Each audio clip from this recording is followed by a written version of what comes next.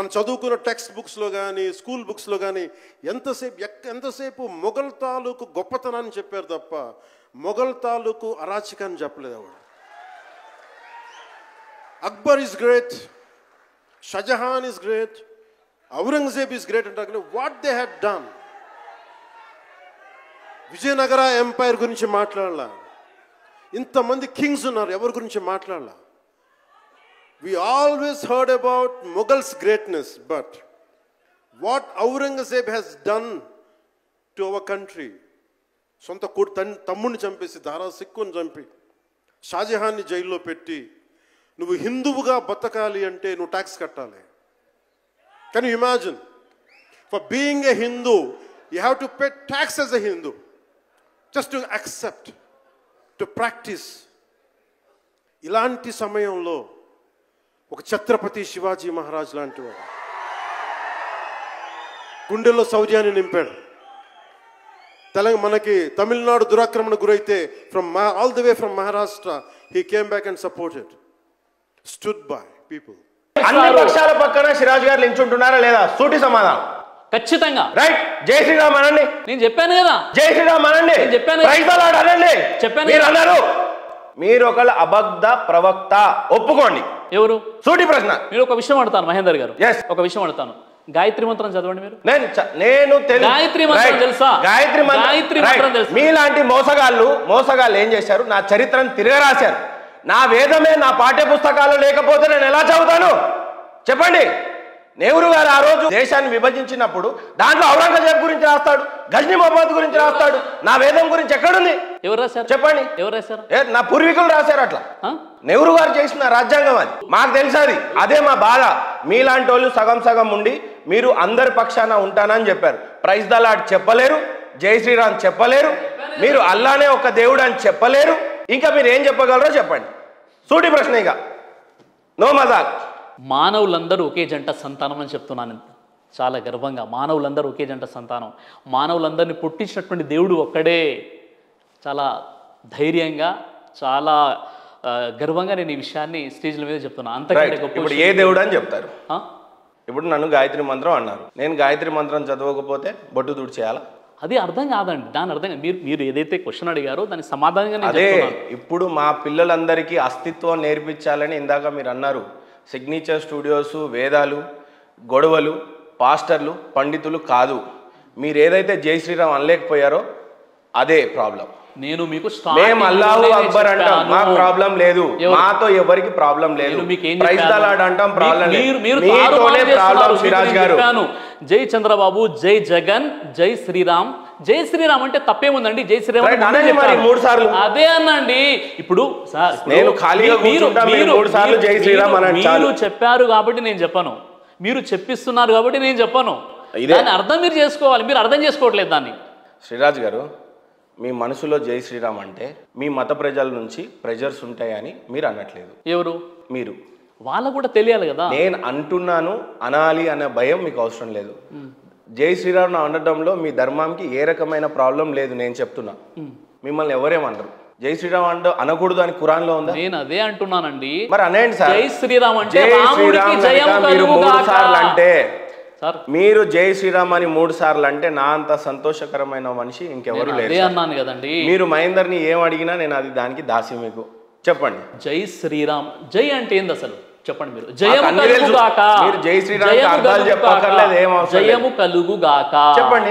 అంతే. మళ్ళీ అదే మీ దృష్టిలో శ్రీరాముడు దేవుడే కాదన్నారు మీరు. ఎవరండి? మీ దృష్టిలో శ్రీరాముడు దేవుడే కాదు అన్నారు. అవును. మరి జై శ్రీరామ్ అనండి. జై చంద్రబాబు నాయుడు అనడంలో ప్రాబ్లం లేదు. జై శ్రీరామ్ అనడంలో ప్రాబ్లం ఏంటండి మీకు? చెప్పండి, మీరే చెప్పండి. అదే అన్నానండి. నేను చెప్పాను, అర్థం చేసుకోలేదు. భారతదేశంలో డెమోక్రసీ ఇష్టం కానీ భారతదేశంలో వేదం ఇష్టం లేదు. భారతదేశంలో రామాయణం ఇష్టం లేదు. భారతదేశంలోని భగవద్గీత ఇష్టం లేదు. భారతదేశంలోని మహాభారతం ఇష్టం లేదు. మనం అంతా ఒకటే అని చెప్తారు. అందరి ప్రసాదాలు తినరు, అందరి గుళ్ళకి వెళ్ళరు, అందరి దేవుళ్ళ గురించి వక్రీకరిస్తారు. దీన్ని ఏమంటారు సిరాజ్ భాయ్? మీరే చెప్పండి ప్లీజ్. సార్, ఇప్పుడు మీరు ఏదైతే ఒక నెగిటివ్ మైండ్ సెట్ తో ఇక్కడ కూర్చొని నెగిటివ్ అంటారు. ఎందుకు అంటారు సార్? ఇప్పుడు ఇక్కడ చెప్పే విషయం ఏంటంటే, మీరు ఏదైతే నెగిటివ్ మైండ్ సెట్ తో ఇక్కడ కూర్చొని ఉన్నారో క్వశ్చన్స్ కూడా అదే అడుగుతున్నారు మీరు. అందుకే ప్రార్థించండి అంటున్నా. ఎందుకు ప్రార్థిస్తే శైతాన్ వెళ్ళిపోతుందా? మీద ఉన్న శైతాన్ ఉందా లేదా అనేది శైతాన్కే తెలియదు. కాబట్టి ఏంటంటే విషయం ఏంటంటే, ఒక విషయాన్ని ఒక క్వశ్చన్ అడిగినప్పుడు ముందుగా మీరు ఆ క్వశ్చన్ని తెలుసుకునేటువంటి ప్రయత్నం చేయాలి. మీకు తెలిసింది ఒకటి ఉంటుంది, చరిత్ర ఒకటి ఉంటుంది. మీరు చెప్పారు ఇప్పుడు పాకిస్తాన్తో మనకు సంబంధం ఏంది, నెహ్రూ రాసినటువంటి పుస్తకాలతో మనకు సంబంధం ఏముంది, మనకు కావాల్సింది ఏంటి ఇక్కడ? పుస్తకాలుగా సార్, రాజులు రాజ్యాన్ని పాలించారు, నాయకులు భారతదేశాన్ని పాలించారు. ఈరోజు పాఠ్యపుస్తకాల్లో వేదం లేకుండా చేశారు. ఋగ్వేదం అజుర్వేదం అని చెప్పారు తప్పితే కానీ ఆ వేదాలు ఏం చెప్తున్నాయో చెప్పలేదు. చిన్నప్పుడు అంతే చదివాము, రేపు మా పిల్లలు అదే చదువుతారు. మీలాంటి వాళ్ళకి చాలా టైం ఉంది. మీరు 4 వేదాలు ఎప్పుడు చదివేశారో కూడా నాకు అర్థం కాదు. కానీ చదువు వచ్చిన మాత్రం స్టేజ్ మీద 5 వేదాలు, ఆ 5 వేదాల యొక్క సారాంశం 5 కాదండి, 4 వేదాలు, 4 వేదాలు, 5 కాదు. 5 వేదాల్లో నుంచి 5 పాయింట్లు అంటున్నాను. 4 వేదాలు, అందులో ఉన్న 5 పాయింట్లు ఋగ్వేదం అది ఇది, అజుర్వేదంలో ఇది, అక్కడ అది రాశాడు, ఇది రాశాడు, ఇది రాశాడు, ఇది రాశాడు. చాలా గొప్ప విషయం ఉంటారు, చాలా గొప్ప విషయం కదా అది. చాలా ఇప్పుడు ఈ రోజుల్లో వేదాలను చదివి, భగవద్గీతను చదివి, బైబిల్ చదివి, ఖురాన్ చదివి, తులనాత్మక అధ్యాయం కంపేర్ టు స్టడీ, మనమంతా ఒక్కడే అని అందరినీ కలుపుకొని చెప్పడం గొప్ప విషయం అది. చాలా గొప్ప విషయం అది, చాలా గొప్ప విషయం. ప్రైజ్ ద లార్డ్ ఎందుకు అన్నారు? ఇప్పుడు మళ్ళీ మీ స్టేజ్ మీద అనాలి, ఇప్పుడు స్టూడియోలో అనాల్సిన పని లేదు. ఒక విషయం, ఏ ఒత్తిడికి లోనవ్వాల్సిన పని లేదు. అదే స్టేజ్ మీద అల్లాహు అక్బర్ అనేయండి, ప్రైజ్ ద లార్డ్ అనేసేయండి, జై శ్రీరామ్ అనేసేయండి. అందరికీ దేవుడు వేదాలు ఒకటే చెప్తున్నాయి, ఒకటే దేవుడు వేదం బోధించింది అని చెప్పండి. బైబిల్లో కూడా ఒకటే దేవుడు అని చెప్పేయండి, అందరినీ కలిపేయండి. మీరు ఎందుకు ఓన్లీ ఇస్లాంనే సింబాలిక్ గా తీసుకొని చేయటం సార్? మీరే చెప్తున్నాడు వేదాల్లో దేవుడు ఒక్కడని, ఒప్పుకుంటారా లేదా? ఇప్పుడు ఒక విషయం లేదు సార్, వేదాల్లో దేవుడు ఒక్కడే అని ఉందని రాస్తుందని మీరు చెప్పారా లేదా? అవునండి. ఇప్పుడు మరి ఒక వీడియో మీరు చేశారు, మళ్ళీ అవునని ఇటాన్ని మళ్ళీ ఆ వీడియోతో మనకేం పని సార్? ఇప్పుడు ఒక్క నిమిషం ఉండండి, ఇది చూడండి. మీ గురువు గారు ఉండదు అంటే మధ్యలో వచ్చిన మధ్యలో పోతుంది. అదేవిధంగా ఈ జాగా ఉంది, ఈ బిల్డింగ్ కట్టినటువంటి ప్లేస్ ఉంది, పర్మనెంట్. ఇది పర్మనెంట్ కదండి. సనాతన ధర్మం జాగా ఉంటుంది. ఇవన్నీ కూడా బిల్డింగ్. అందుకే మీరు ఆ సనాతన ధర్మాన్ని పలికారు. ఇప్పుడు ఆయన గురుగారు చెప్పింది, ఇంట్లో వంట ఏం చేశారో మీరు చూసుకుంటే చాలు కదా భోజనం చేయడానికి. పక్కింట్లో ఏం వండుకుంటున్నారో మీకెందుకు? ఎందుకు ప్రయత్నం చేస్తున్నారు? మీలాగా ఈ దేవుడు దగ్గరికి రమ్మంటున్నారు. హెచ్చరికో లేకపోతే రిక్వెస్ట్ ఏమైనా సరే, మీ మతం గురించి, మీ మతస్థులకి, మీ మత గ్రంథాల్లో ఉన్నటువంటి విషయాలు మీరు చెప్పుకుంటే ఎవరికి అభ్యంతరం లేదు, ఉండనక్కర్లేదు. ఎవరికి తోచింది వాళ్ళు రాస్తే, ఏమాత్రమో లాజిక్ లేకుండా మీరు రాసేసుకున్నటువంటి గ్రంథాలు మీరు చదువుకోండి చక్కగా. ఆదివారాలు లాజిక్ లేకుండా బైబిల్ చేసుకోండి, నాకేమీ ఇబ్బంది లేదు దాంతో. ఇతర మతాల్లో మనం చూస్తే ఏ విధంగా బట్ట కట్టుకోవాలో చెప్పారని నేను అనుకో. బైబిల్లో కానీ బట్టలు ఎలా కట్టుకోవాలి అని మనకు కనిపించదు. అంటే సనాతన ధర్మం నుండి బౌద్ధం వచ్చింది, బౌద్ధ నుండి క్రైస్తవం వచ్చింది, క్రైస్తవం నుండి ఇస్లాం వచ్చింది. ఇది నా యొక్క థియరీ. ఈ విధమైనటువంటి ఇన్సెక్యూర్ ఫీలింగ్తో బాధపడేటటువంటి మతాలు, ఇన్సెక్యూర్ ఫీలింగ్తో బాధపడేటటువంటి దేవుడు, నన్ను తప్ప నువ్వు ఎవరిని పూజించకూడదు, ఎన్నిసార్లు ఉంటుందో తెలియదు వీళ్ళ గ్రంథాల్లో, నన్నే పూజించాలి. వీళ్ళు పూజించకపోతే అట అవిశ్వాసం. ఈ విధంగా కూడా వీళ్ళ దేవుడే ఈర్ష్యతోనూ అసూయతోనూ రగిలిపోతుంది. వీళ్ళకి బైబిల్లో మొట్టమొదటి వాక్యం, 2 వాక్యం, అందులో 6 7 పదాలు ఉంటాయి. ఇది సరిగ్గా తర్జుమా చేయడం చేత కాలేదు. అక్కడ హెవెన్ అండ్ ఎర్త్ అని ఉంది ఇంగ్లీష్లో, అంటే స్వర్గము మరియు భూమి.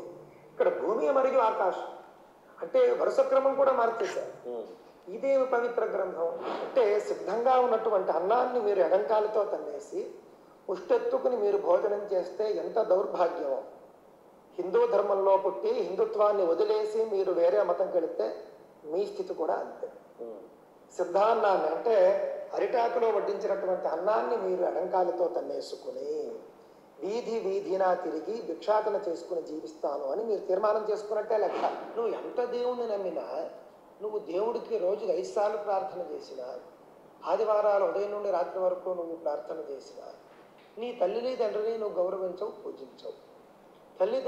తల్లిదండ్రుల కంటే కూడా దేవుడే ఎక్కువ అని చెప్పేటటువంటిది ఏదైనా ఒక మతం ఉంటే అది దాన్ని మనం యాక్సెప్ట్ చేయడానికి పితృదేవో భవ. ఇట్లా మీరు ఏదైతే చెప్పారో ఇంకా చాలా ఉందండి, ఒక 10 minutes ఉంది అది. ఇక్కడ విషయం ఏంటంటే సంతోష్ ఘనపాటి గారు ఏం చెప్పారంటే, మీరు మీ మతం గురించి మీరు చెప్పుకుంటే చాలా మంచి విషయమేనండి. ఇతర మతాల జోలికి వెళ్ళకండి అని ఒక విషయం హెచ్చరిక, తర్వాత మనవి కూడా అని చెప్పేసి, ఇలా సంతోష్ ఘనపాటి గారి వీడియోలు చూసినట్లయితే ఇతర మతాలలో వస్త్రాధారణ గురించి చెప్పబడలేదు.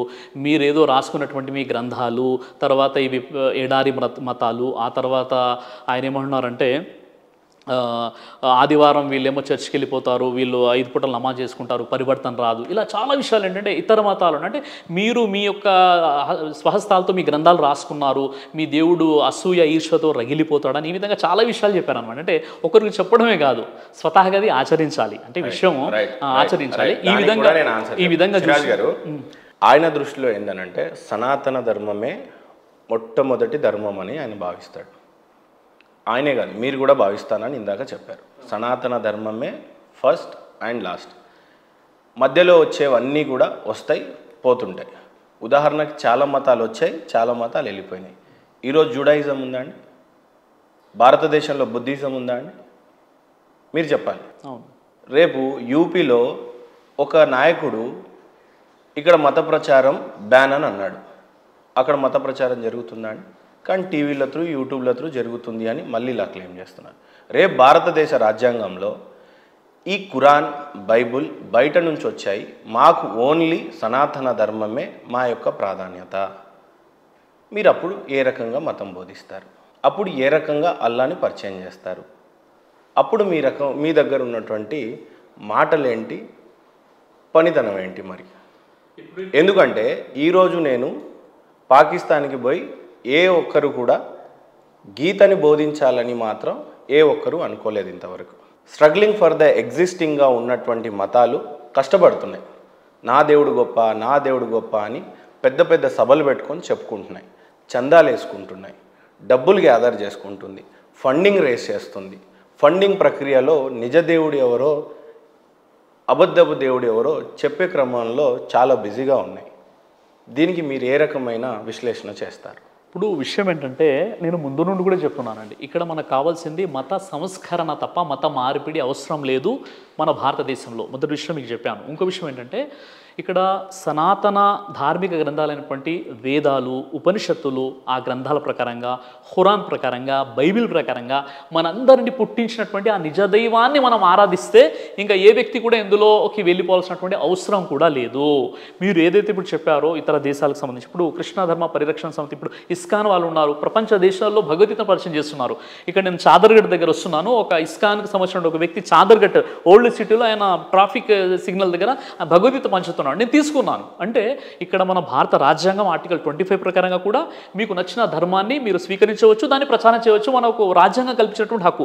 నేను చెప్పే విషయం ఏంటంటే, మీ అందరికీ నేను ఇచ్చేటువంటి సందేశం ఏంటంటే, ఇక్కడ వేదాల ప్రకారంగా, ఖురాన్ ప్రకారంగా, అన్ని ధార్మిక గ్రంథాల ప్రకారంగా ఉన్నది ఒకే ఒక్క దేవుడు. ఆ ఒక్క దైవాన్ని మనం నమ్ముకుందాం, ఆ ఒక్క దైవాన్ని మనం ఆరాధిద్దాం. ఎలాంటి గొడవలు, ఎలాంటి అభ్యంతరాలు ఎవరికి ఉండవు. ఆ విషయాన్ని నేను అప్పటి నుండి చెప్తున్నాను. ఇప్పుడు మీ వేషధారణ కరెక్ట్గా ముస్లింని సూచిస్తుంది, నా వేషధారణ కరెక్ట్గా హిందూని సూచిస్తుంది. సార్ నేను మాటికి చెప్తున్నాను, వేషధారణ అనేది ఇప్పుడు మనము సంతోష్ ఘనపాటి గారిని తీసుకున్నట్లయితే ఆయనకు ఒక పిలక ఉంటుంది. దాని అర్థం ఏంటి? మొత్తం హిందువులు పిలక పెట్టుకోవాలని కాదు, అందులో ఒక స్థానంలో ఆయన ఉన్నాడు, పొజిషన్లో. ఒక విషయం చెప్తున్నాను, గడ్డం ఉంది. గడ్డం ఏంటంటే మన ఋషులు, మన మహర్షులు, ప్రవక్తలు ఉన్నారు, వారి యొక్క సాంప్రదాయం అది. ఇప్పుడు ముస్లిం అంటే టోపీ పెట్టుకుంటేనే ముస్లిం అవుతాడు, టోపీ ఉంటేనే 5 పూటలు నమాజ్ అవుతుందని ఎక్కడ కూడా లేదండి. అది ఎక్కడ కూడా లేదు. అది అన్ని గ్రంథాలు దేవుడు ఒక్కడే అని చెప్తున్నాయా? అవును కదా, దేవుడు ఒక్కడే అని అందరూ అంటారు. మళ్ళీ అడుగుతున్నా, అన్ని గ్రంథాలు దేవుడు ఒక్కటే అని చెప్తున్నాయా? చెప్తున్నాయి. మళ్ళీ ఇంకోసారి అడుగుతున్నా సార్, మంచిగా ఆలోచించి చెప్పండి, అన్ని గ్రంథాలు దేవుడు ఒక్కడే అని చెప్తున్నాయి. అవును. మరి మీరు హిందువు నుంచి ముస్లింగా ఎందుకు కన్వర్ట్ అయ్యారు? ఎవరు? మీరు. నేను అదే అంటున్నాను కదా, నేను సనాతన ధర్మాన్ని తెలుసుకున్నాను. నేను కన్వర్ట్ అవ్వలేదు, రివర్ట్ అయ్యాను. వేదాల ప్రకారంగా ఆ దైవాన్ని బాధించే విషయం ఏం లేదు సార్. ఇప్పుడు మీరు మారింది వాస్తవం, నేను మారలేదని చెప్పట్లేదు కదా మీకు, నేను మారలేదని చెప్పండి, నేను రివర్ట్ అయ్యాను, కన్వర్ట్ అవ్వలేదు. రివర్ట్ అంటే నా సనాతన ధర్మాన్ని నేను పూర్తిగా తెలుసుకున్నాను. నా వేదాలలో మొహమ్మద్ ప్రవక్త వారి గురించి ఉంది, నేను నమ్మాను. నా వేదాలలో దేవుడు ఒక్కడే ఉంది, పుట్టుక మరణము లేనివాడని ఉంది, నేను ఆ విషయాన్ని నమ్మాను. కాబట్టి నేను చాలా గర్వంగా ఉన్నాను, నేను చాలా చాలా ప్రౌడ్గా నేను ఫీల్ అవుతున్నాను ఈ విషయం. వేదాన్ని అనుసరించలేదు, ఖురాన్ని మాత్రం అనుసరిస్తారు. సార్ ఇప్పుడు మీరు అనుకుంటున్నారు, ఇప్పుడు మీరు ఏమంటున్నారు అంటే ఇప్పుడు ఖురాను అనే గ్రంథం ఎక్కడో అది అరబు దేశానికి సంబంధించింది అంటున్నారు. లేదు మేము అనట్లేదు. మీరు అలా అనుకున్నప్పుడు మళ్ళీ ఖురాన్ మీద ఎందుకు మీకు అంత అసూయ? అసూయ ఎక్కడ మళ్ళీ ఎక్కడ సార్, ఎక్కడ ఖురాన్ అనగానే మీరు వేరేగా మాట్లాడుతున్నారు.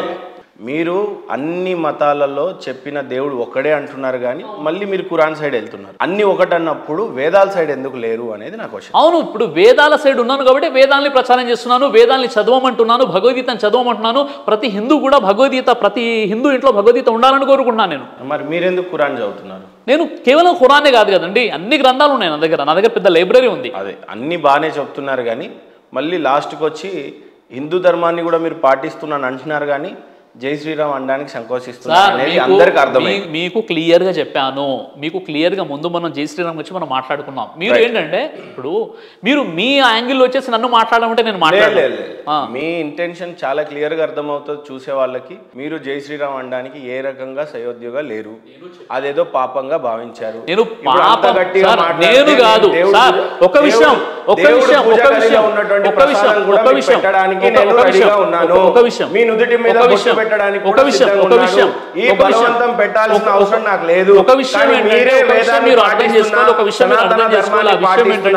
సనాతన ధర్మాన్ని నేను ఖచ్చితంగా నేను పాటిస్తున్నాను.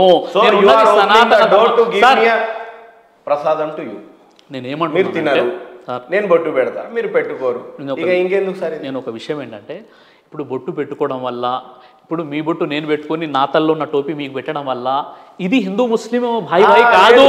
ఇది ఏందో తెలుసా, ధర్మాన్ని సరిగ్గా అర్థం చేసుకొని పాటిస్తే. సోదరులందరికీ వినప్తి ఏంటంటే నేను ఏదో డిబేట్ గెలవాలనో ఏదో అరవాలనో ఏ బాధరో ఏ వ్యూసో పొందాలనో సిరాజ్ గారికి అయితే క్లియర్గా తెలుసు. ఏ దాని గురించి కాదు, సనాతన ధర్మం మీరు పాటిస్తా అన్నారు. నేను సనాతన ధర్మాన్నే పాటిస్తున్నానండి, సనాతన ధర్మాన్నే పాటిస్తున్నాను, సనాతన ధర్మాన్నే నేను పాటిస్తున్నాను. వేదాల ప్రకారంగా దేవుడు ఒక్కడనే నమ్మాను, వేదాల ప్రకారంగా దేవుడు పుట్టడు, మరణించడు, కనిపించడు అని నమ్మాను, వేదాల ప్రకారంగా పురాణాల ప్రకారంగా మొహమ్మద్ ప్రవక్త వస్తారని ఉంది, మొహమ్మద్ ప్రవక్త నమ్మాను. కాబట్టి కనుక కన్వర్ట్ అయ్యాల్సిన అవసరం లేదు, నేను రివర్ట్ అయ్యాను. రైట్. వేదాల ప్రకారంగా ప్రసాదం తినకపోతే మహాపాపం అని ఉంది. చూడండి, మీరు దేవుని దగ్గర పెట్టింది తింటాను, విగ్రహాల దగ్గర పెట్టింది తినను. చెప్తాను దానికి సంబంధించి. భగవద్గీత 9వ అధ్యాయం 27వ శ్లోకం ఉంటే తీయండి మీరు. అర్జున, నువ్వు ఏమి చేసినాను, హోమం నడిచినాను, నీవు నాకు ముందుగా అర్పింపుము.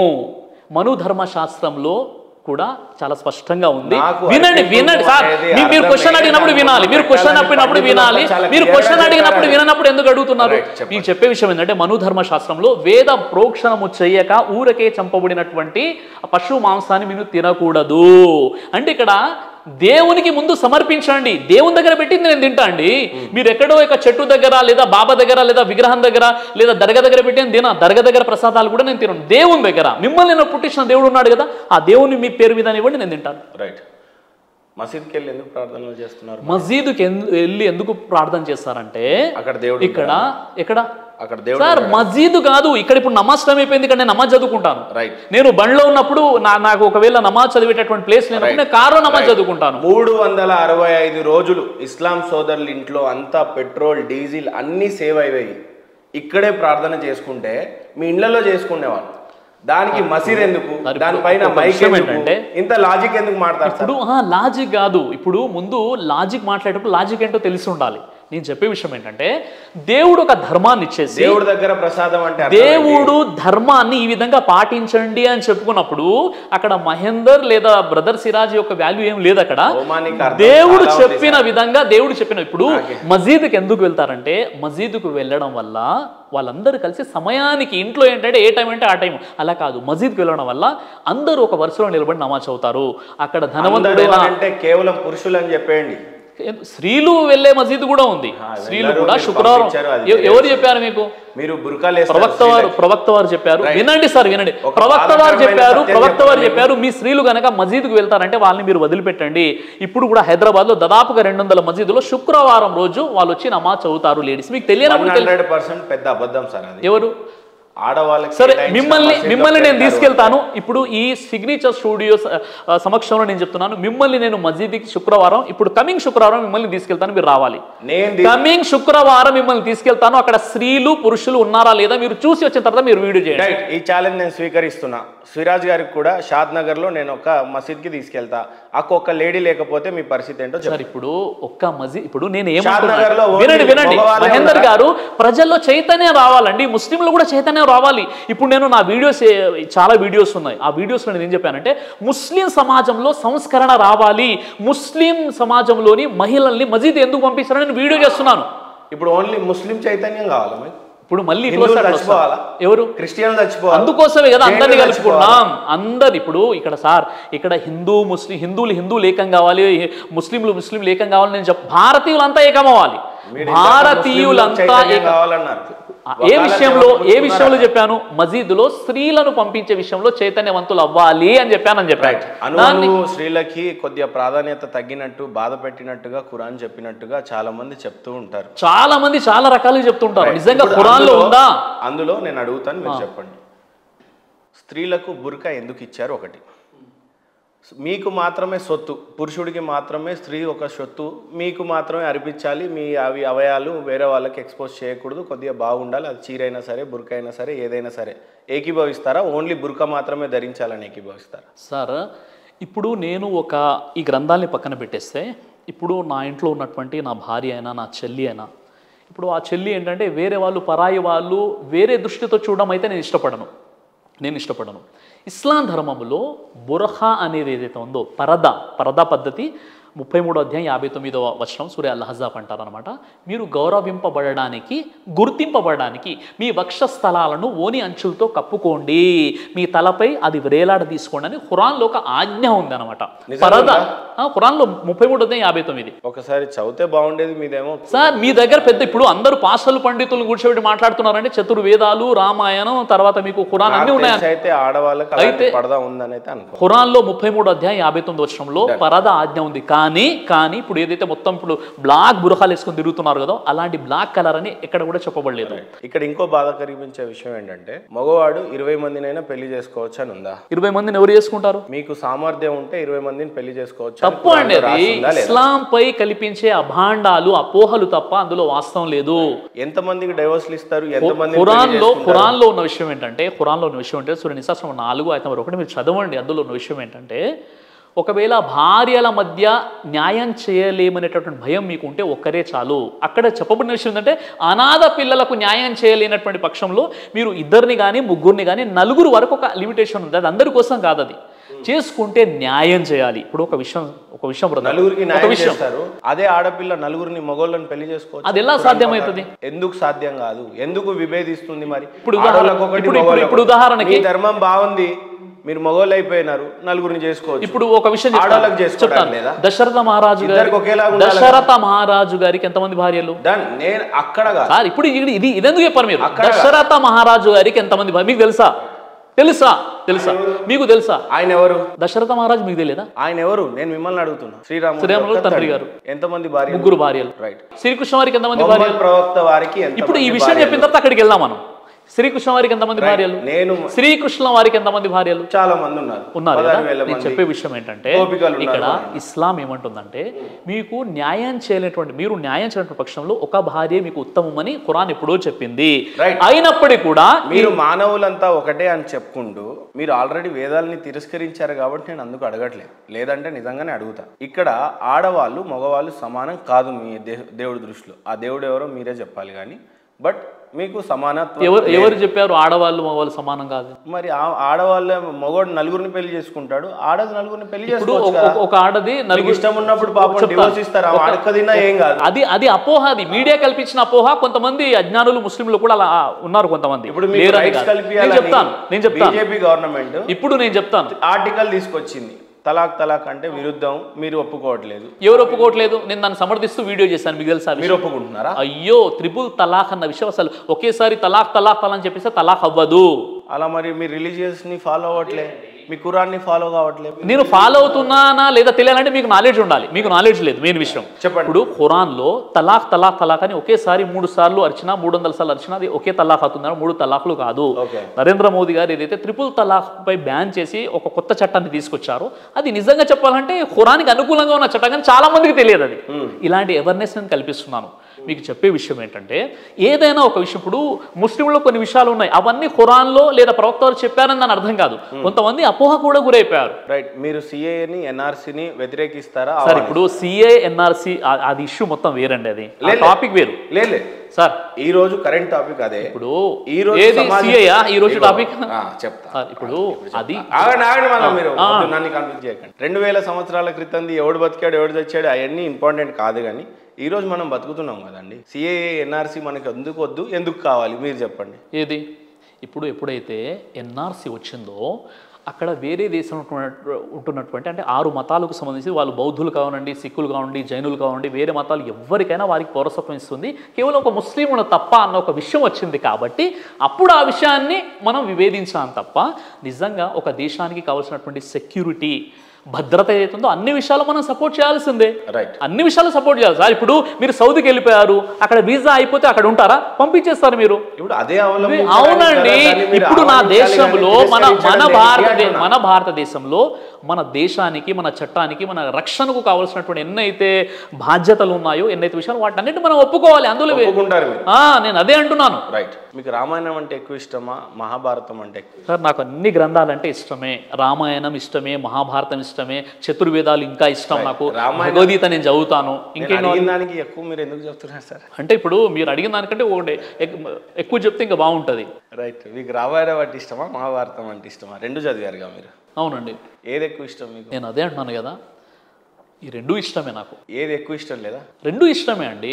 2 ఇష్టమే కాబట్టి రెండింటి గురించి చెప్పండి. మహాభారతం ఎందుకు ఇష్టమో చెప్పండి, రామాయణం ఎందుకు ఇష్టమో చెప్పండి. సార్ రామాయణంలో వాస్తవంగా 2 ఇష్టం లేదు అని అంటారు అనుకున్నా మిమ్మల్ని, కానీ మీకు 2 ఇష్టం అన్నారు కాబట్టి నాకు మీరు బాగా ఇష్టం అయిపోయారు. ఇంకా ఎందుకు ఇష్టం? మీకు ఇష్టం ఉండకూడదు అనేది నా ఉద్దేశం. ఆ ఉద్దేశంతో మీరు మీ మైండ్ సెట్ చేసుకుని ఉన్నారు కాబట్టి మీకు అలా అనిపిస్తుంది. రైట్. ఇప్పుడు మీకు ఎందుకు ఇష్టమో చెప్పేస్తే. రామాయణం ఏంటి సార్, శ్రీరాముల వారి యొక్క జీవితానికి సంబంధించి రామాయణంలో చాలా విషయాలు ఉంటాయన్నమాట. రామాయణంలో చాలా అద్భుతమైనటువంటి స్టోరీ ఉంటుంది. మహాభారతంలో కూడా కౌరవులకు పాండవులకు జరిగినటువంటి కురుక్షేత్ర యుద్ధానికి సంబంధించినటువంటి విషయాలు ఉంటాయి. అందులోనే ఒక భాగం భగవద్గీత. ఇట్లా గొప్ప గ్రంథాలు అవి. రామాయణం నుంచి మీరు ఏం నేర్చుకోలేదా మీ నిజ జీవితంలో? ఎందుకు నేర్చుకోలేదండి? ఇప్పుడు రాముడు కలిగి ఉన్నటువంటి సహనమైన, రాముల వారి యొక్క ఉపదేశాలైనా చాలా విషయాలు ఉంటాయి. ఇప్పుడు ఏది నేర్చుకున్నారంటే ఏం చెప్పగలుగుతాం? అన్ని విషయాలు నేర్చుకోవాల్సిన విషయాలే. ఇంకా ఇప్పుడు కూడా నేను స్టూడెంట్నే, ఇప్పుడు కూడా విద్యార్థినే, ఇప్పుడు కూడా నేను పొద్దున కూడా 1 గంట సేపు చదివాను నేను. మీరు విద్యార్థులు అంటే ఏ రకమైన విద్యార్థి అంటే నేను సెల్ఫ్ స్టడీ అనేది ఇప్పుడు కూడా చేస్తున్నాను. ఏం చదివారు మీరు? సార్ ఇప్పుడు నేను ఒక విషయం చెప్తాను. మీకు చెప్పే విషయం ఏంటంటే సార్, మనం స్పష్టంగా మనం అర్థం చేసుకోవాల్సినటువంటి విషయం ఏంటంటే, ఈ రోజు వరకు కూడా నేను ధార్మిక విద్యార్థిని. అంటే నేను భగవద్గీత చదువుతున్నాను, వేదాలు చదువుతాను. అయ్యో మీరు ఇంకా ఈ ట్రాన్స్లో ఉన్నారు. నేను అడిగింది నిజంగానే మీరు ఏం చదివారు? నేను అదే అంటున్నాను. డిగ్రీ ఏం చదివారు అని. నేను చెప్పే విషయం ఏమంటే సార్, నేను డిప్లొమా ఇన్ స్పిరిచువల్ స్టడీస్ అని ఒకటి ఉంటుంది, డిప్లొమా ఇన్ ఇస్లామిక్ స్టడీస్, ఇవన్నీ చేశాను. వాటిని పక్కన పెట్టేస్తే నేను మీకు చెప్పే విషయం ఏంటంటే, ధార్మికత, ఆధ్యాత్మికత అన్న విషయం ఏదైతే ఉందో, ధార్మిక గ్రంథాలు, అది ఒకరోజు చదివేసి పక్కన పెట్టాల్సిన గ్రంథాలు కాదండి. అవి ఏంటంటే ప్రతిరోజు కూడా మనం చదువుతూ ఉండాలి. కొత్త విషయాలు తెలుస్తూ ఉంటాయి. ఒకవేళ లేదు సిరాజ్ గారు, ఇప్పుడు ఆయన ఏం చెప్పారు, ఋగ్వేదంలో మీరు అల్లా అన్న పేరు లేదండి, ఇలా అనేది ఉంది అని చెప్పారు. నేను ఎప్పుడైతే ఆయన చెప్పారో దానిపైన మళ్ళీ నేను రీసెర్చ్ చేస్తున్నాను, ఏముంది అసలు యాక్చువల్లీ ఆ మూల పదం ఏంటని. తర్వాత ఇప్పుడు మొహమ్మద్ ప్రవక్త గురించి ఆయన చెప్పారు, నేను తీసుకొచ్చాను బుక్స్ అన్ని కూడా, ఈ బుక్స్లో ఉన్నటువంటి విషయం చెప్పాను. కాబట్టి నేను ఎప్పుడు కూడా ఒక విద్యార్థినే. నేను ఇప్పుడు మీరు ఒక కొత్త విషయం చెప్పారనుకోండి, నేను తెలుసుకుంటాను. నేను ఒక హిందూ పండితులతో టచ్లో ఉన్నాను. అంటే ఆయన పేరు ప్రస్తావించడం మంచిది కాదు, చాలా పెద్ద ఆశ్రమంలో ఉంటారు, ఒక హిందూ పండితుల వారు ఉన్నారు, ఆయనతో నేను సలహా సంప్రదింపులు తీసుకుంటాను. సరే పండితులతో ఆయనతో బాగుంది. అయ్యో ఆయన నేను ఏదైనా ఒక విషయం చెప్పే ముందు కూడా, సార్ ఈ విషయం ఏంటంటే ఆయన చెప్తారు, దీని అర్థం ఇదండి అని చెప్తారు. ఆ విధంగా నేను టచ్లో ఉన్నాను. నేను చెప్పే విషయం ఏంటంటే, కొంత దీనంతో కొంత చాలా వినయంతో అడుగుతున్న ఒక ప్రశ్న. తల్లిదండ్రులు దైవ సమానం అంటారు. అలాంటి తల్లిదండ్రుల గురించి చెప్పాలంటే మీరు ఏం చెప్తారు? సార్ ప్రవక్త ముహమ్మద్ సల్లం అని చెప్పారు, తల్లి పాదాల క్రింద స్వర్గం ఉంది, తండ్రి స్వర్గానికి ద్వారం లాంటి వాడు. మీరు గనక మీ తల్లిదండ్రులను నిర్లక్ష్యం చేస్తే మీ ఆరాధనలు కూడా స్వీకరించబడు, ఆ వ్యక్తి నరకానికి వెళ్ళిపోతాడు. ఏ వ్యక్తి అయితే వృద్ధాప్యంలో తమ తల్లిదండ్రులను వదిలేస్తాడో, పట్టించుకోడో. కాబట్టి నా తల్లిదండ్రులు సంతృప్తిగా ఉండి వాళ్ళకి నేను సేవలు చేసుకుంటే నేను అదృష్టవంతుని. నా జన్నత్, నా స్వర్గం అనేది దేవుడు నా తల్లి పాదాల క్రింద పెట్టాడు. కాబట్టి లేదండి, అప్పుడు మన సంతోష్ కనపడి గారు చెప్పారు కదా, నిజంగా వేరే మత గ్రంథాలు ఇలా లేదండి అని చెప్పారు. అలా కాదండి, అర్థం చేసుకోవడంలో లోపాలు ఉన్నాయి. నేను అడిగింది సూటిగా తల్లిదండ్రుల గురించి చెప్పంటే మీరు మళ్ళీ ధార్మికంగానే చెప్పారు. కానీ తల్లిదండ్రుల, నా తల్లి నన్ను ఇలా పెంచింది, నన్ను ఇలా ఆలించింది, పాలించింది, మా అమ్మ ఇది, మా తాత ఇది, మా అయ్యి ఇది అని మీరు చెప్పలేకపోతున్నారు. కారణం నేను ఏమంటున్నానంటే, ఎవరి తల్లిదండ్రులు వాళ్ళ గొప్ప, ఎవరి యొక్క బ్యాక్గ్రౌండ్ వాళ్ళ. నా తల్లిదండ్రుల గురించి నేను గొప్పగానే చెప్పేవాడిని, మీరు అసలు చెప్పలేదు కాబట్టి నా బాధ. ఎందుకు నేను ధార్మికంగా వెళ్ళిపోయారు. మళ్ళీ మీ మొహమ్మద్ ప్రవక్త ఏం చెప్పారో చెప్తున్నారు, కానీ మీ అమ్మ మిమ్మల్ని ఎలా పెంచింది, మీ నాన్నకి మీరు చేసింది. ఇప్పుడు ఒక విషయం మెమరీ ఉంటుంది చెప్తే దాని ఆ టాపిక్ వల్ల మీకు లేదా సమాజానికి ఏదైనా లాభమా? మీరు ఈ విషయం అడగండి. ఖచ్చితంగా లాభమే. ఎలా? మిమ్మల్ని లక్షల మంది ఫాలో అవుతారు. అవును, అది మీ ఫీలింగ్. మీ ఫీలింగ్ కదా, నా ఫీలింగ్ కూడా. మీరు కూడా అన్నారు కదా ఫాలో అవుతారు. ఈ రోజు మీ వీడియో రైట్. మరి మీ తల్లిదండ్రుల్ని మీరు ఎంత బాగా గౌరవిస్తున్నారో తెలిస్తే లక్షల మందికి ఉపయోగం. ఇప్పుడు నా తల్లిదండ్రుల్ని నేను చాలా గొప్పగా చూసుకుంటున్నాను. మా మదర్ కూడా రీసెంట్ ఇప్పుడు ఒక 3-4 డేస్ అవుతుంది ఆమె వచ్చి వెళ్ళిపోయారు. ఇది నేను మా పేరెంట్స్కి ఎవ్రీడే ఏదో ఒక విధంగా నేను మాట్లాడుతుంటాను, చాలా సంతోషంగా. ఎంత అయినప్పటికీ కూడా తల్లిదండ్రుల రుణాన్ని మనం తీర్చుకోలేము. కాబట్టి తల్లిదండ్రులది గొప్ప స్థానం. కాబట్టి వాళ్ళు మంచిగా పెంచి పోషించారు, వాళ్ళ బాధ్యతలు వాళ్ళు నెరవేర్చారు. వేరే ఏ పర్సన్ ఉన్నా సార్, నిజం చెప్తున్నా, మా అమ్మ నాన్నని పలాని కుటుంబం, ఇక్కడ పెరిగాను, ఇలా నన్ను పెరిచారు, మా పరిస్థితి ఇది, ఈ రకంగానే చెప్తారని ఎక్స్పెక్ట్ చేస్తాం. ఎంత ధార్మిక పండిత అయినా మరీ ధార్మికంగా ఎవరు ఎక్స్పెక్ట్ చేయరు. ఒక విషయం ఏం చెప్దామంటే, మనం ఒక దాంట్లో ఏంటంటే అసలు కంప్లీట్గా నా సెల్ఫ్ ఇంట్రొడక్షన్ ఒకటి పెడదాం మనం, వ్యక్తిగతంగా ఏంటన్నది. ఇప్పుడు మీరు అడిగారు ఎలా దేవుణ్ణి మీరు తెలుసుకున్నారు అని చెప్పి, నేను సింపుల్గా చెప్పాను. ఎందుకంటే ఈరోజు యాక్చువల్లీ మనం ఏమనుకున్నామంటే, నేను ఇప్పుడు ఆయన ఏదైతే మనపై ఎలిగేషన్స్ పెట్టారో, ఫేక్ పండితులు తీసుకొస్తారు, లేదా క్వశ్చన్స్ ఇలా ఒక పండితులతో అడిగించారు, ఈయన పేరు యూనస్ ఖాన్ అని చెప్పేసి. పండిత్ దగ్గర కూడా మీరు ఆయనకు డైరెక్ట్ ఫోన్ చేయలేదు అంటే, ఫోన్ మీకు ఇస్తాను ఇప్పుడు, మీకు కంప్లీట్గా ఆ వీడియో కూడా మీరు రేపు అందులో పెడతారు.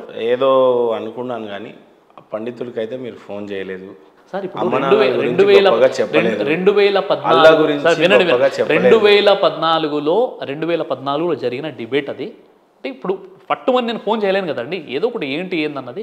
కాబట్టి విషయం ఏంటంటే, మీకు నేను చివరిగా నేను చెప్పాలనుకున్నటువంటి విషయం ఏంటంటే బ్రదర్, ఈరోజు మన భారతదేశానికి కావాల్సింది ఏంటంటే హిందూ ముస్లింల ఐక్యత, మత సామరస్యం, సోదర భావం. మనల్ని పుట్టించిన దేవుణ్ణి మనం ఆరాధించాలి. నెక్స్ట్ ప్రశ్న కూడా అదే. ఇప్పుడు నేనేం చెప్తున్నాను, చాలా టైం అయిపోయింది. ఇప్పుడు లాస్ట్ ఒక విషయం, అసలు ప్రశ్నను మీరు వదిలేయద్దు సార్. నేను ఒక విషయం, మీరు కోరుకున్నది భారతదేశం యొక్క ఐక్యత, అంతకంటే గొప్ప పనులు మనకి ఏం లేవని నా భావన. ఏం చేస్తే మనం అంతా ఐక్యత ఉంటాము అనేది మీ ఉద్దేశం చెప్పండి సార్. మనమంతా కూడా ఒకే తల్లిదండ్రుల పిల్లలం, ఆదాం హవ్వ సంతానం అన్నప్పుడు మనలో సోదరభావం పెరుగుతుంది. అలాగే మనందరినీ పుట్టించినటువంటి దేవుడు కూడా ఒక్కడైనప్పుడు ఇంకా మనం దగ్గర అయిపోతాం. ఏ విధంగానైతే మనం ఖురాన్ని, ఒక ముస్లింగా ఖురాన్ని అతడు చాలా భక్తిగా చదువుతున్నాడో, అలాగే వాళ్ళ గ్రంథాలు కూడా వాళ్ళకంతే భక్తిగా ఉన్నాయి. వాళ్ళ గ్రంథాలు కూడా వాళ్ళకి అదే సోర్స్ అన్న విషయాన్ని ఎప్పుడైతే తెలుసుకుంటారో, అన్ని గ్రంథాలను మనం గౌరవించాలి. అదేవిధంగా అన్ని పద్ధతులను కూడా మనం గౌరవించాలి. మనం అంతా కూడా ఇప్పుడు ఒక ముస్లింగా ఉండి అతడు కంపారిటివ్ స్టడీ వేదాన్ని కూడా చదవాలి, భగవద్గీత చదవాలి. అదే ఒక హిందూ సోదరుడు ఖురాన్ కూడా చదవాలి, ఒక క్రైస్తవుడు ఖురాన్ చదవాలి, ఒక బైబిల్ కూడా చదవాలి. ఈ విధంగా అన్ని గ్రంథాలు చదువుతున్నప్పుడు తులనాత్మక అధ్యాయం ద్వారా ఏమవుతుందంటే మనలో ఉన్నటువంటి ఏదైతే గ్యాప్ ఉందో, ఏదైతే వ్యత్యాసం ఉందో, తేడా ఉందో, అది దూరం అయిపోతుంది అనమాట. ఇప్పుడు ఏంటంటే సార్, ఇప్పుడు నేను ఒక ముస్లింగా నేను భగవద్గీత చదువుతున్నాను అనుకోండి, నాకు చాలా విషయాలు తెలుస్తున్నాయి. నేను ఏమంటున్నానంటే అదే విధంగా ఒక ముస్లిం కూడా భగవద్గీత చదవాలి, ఒక హిందూ కూడా ఖురాన్ చదవాలి. ఎప్పుడైతే మనం గ్రంథాల్ని వదిలేసి మీ గ్రంథం వేరు, మా గ్రంథం వేరు, మీది గొప్ప, నాది గొప్ప, తర్వాత మీది తక్కువ, మాది ఎక్కువ అన్న ఫీలింగ్స్ ఎప్పుడైతే వచ్చేసాయో అప్పుడు మనం దూరం అయిపోయాం. ఈ దూరాన్ని తగ్గించడానికి మేము చేసే విషయం ఏంటంటే, ఒక ముస్లింగా మీరు భగవద్గీత కూడా చదవండి, ఒక హిందూగా మీరు ఖురాన్ కూడా చదవండి. ఎప్పుడైతే ఇది చదువుతామో మనలో ఉన్నటువంటి భేదాలు దూరం అయిపోతాయి, ఐక్యమత్యంగా మనం ఉంటాము. అంటే ఇందాక మీరు ఒక అపోహాన్ని చాలా బాగా దూరం చేశారు. ఖురాన్లో ఏం చెప్తుంది అని అంటే, పరమతం వాడితో ఫ్రెండ్షిప్ కూడా చేయొద్దు, మతం అంటే ముస్లింగా ఉన్న వ్యక్తి ఒకవేళ వేరే మతంలోకి వెళ్ళిపోతే తల కూడా తీసేయాలని ఉంది. మొత్తం ఖురాన్లో ఎక్కడుందో ఆ వచనం నాకు చూపించండి ఒకసారి. దయచేసి మీరు కొత్త విషయము, ఒక ముస్లిముగా వెళ్ళిపోయినటువంటి వ్యక్తి అంటే ఒక ముస్లిము ఇస్లాం ధర్మాన్ని వదిలేస్తే తన తల నరికేయండి అని ఖురాన్లో, మొత్తం ఖురాన్లో ఎక్కడ ఉంది ఒక్కసారి మీరు. ఖురాన్ 9వ సూర 5వ ఆయత్ ఏం చెప్తుందో చెప్పండి సార్. నేను మీకు ఒక విషయం మీరు అర్థం చేసుకోవాలి. సూరే తౌబాది సూర నంబర్ 9 ఆయత్ నంబర్ 4-5లో నిషిద్ధ మాసాలు గడిచిపోయిన తర్వాత ఈ అవిశ్వాసులను మీరు చంపండి, ఒకవేళ వారు శరణు కోరితే వారిని సురక్షితమైనటువంటి వారి వారి ప్రదేశాల్లో.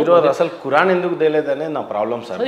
ఇప్పుడు మీరు ఒక క్వశ్చన్ అడిగి నేను చెప్పేటప్పుడు మళ్ళీ ఎందుకు కన్ఫ్యూజన్ చేస్తారు? అక్కడ అర్థం అది లేదు. తెలుగులో ఖురాన్ నిజంగా ఉంటే నేను ఏదైనా అర్థం చేసుకునేవాడిని. సూరే తౌబా నంబర్ 9 ఆయత్ నంబర్ 5లో ఉన్నటువంటి విషయం ఏంటంటే, మీరు నిషిద్ధ మాసాలు గడిచిపోయిన తర్వాత ఈ ముష్రికులను మీరు చంపండి. రైట్. ఖురాన్ అది ఎవరి కోసం? అది ఎవరి కోసం అంటే 9వ సూర 28వ ఆయత్ అదేం చెప్తుంది? నాకు తెలిసేది బహుదేవోపాసకులు అపరిశుద్ధులు అనే ఏదో పదం ఉంటుంది అక్కడ. అది సార్ ఇప్పుడు సూరే తౌబా ఖురాన్లో సూరే తౌబా అనేటటువంటి అధ్యాయం ఏదైతే ఉందో మిగతా అధ్యాయాలతో దాన్ని పోల్చకూడదు. అది కేవలము ఆనాటి యుద్ధ రంగానికి సంబంధించినటువంటిది. అది ఇక్కడ ముష్రికీన్ అనేటటువంటి పదం ఏదైతే ఉందో అక్కడ అల్ ముష్రికీన్ అన్న అంటే పర్టికులర్లీ అంటే అర్థం ఏంటి సార్? ఫస్ట్ ముష్రిక్ అంటే బహుదేవోపాసకులు. రైట్. అంటే హిందూ కాదు అది కాదు సార్. అక్కడ ఖురాను అవతరించేటప్పుడు అక్కడ హిందువులు లేరు, అక్కడ రాముడు, కృష్ణుడు, సాయిబాబా అన్న కాన్సెప్ట్ కూడా లేదు.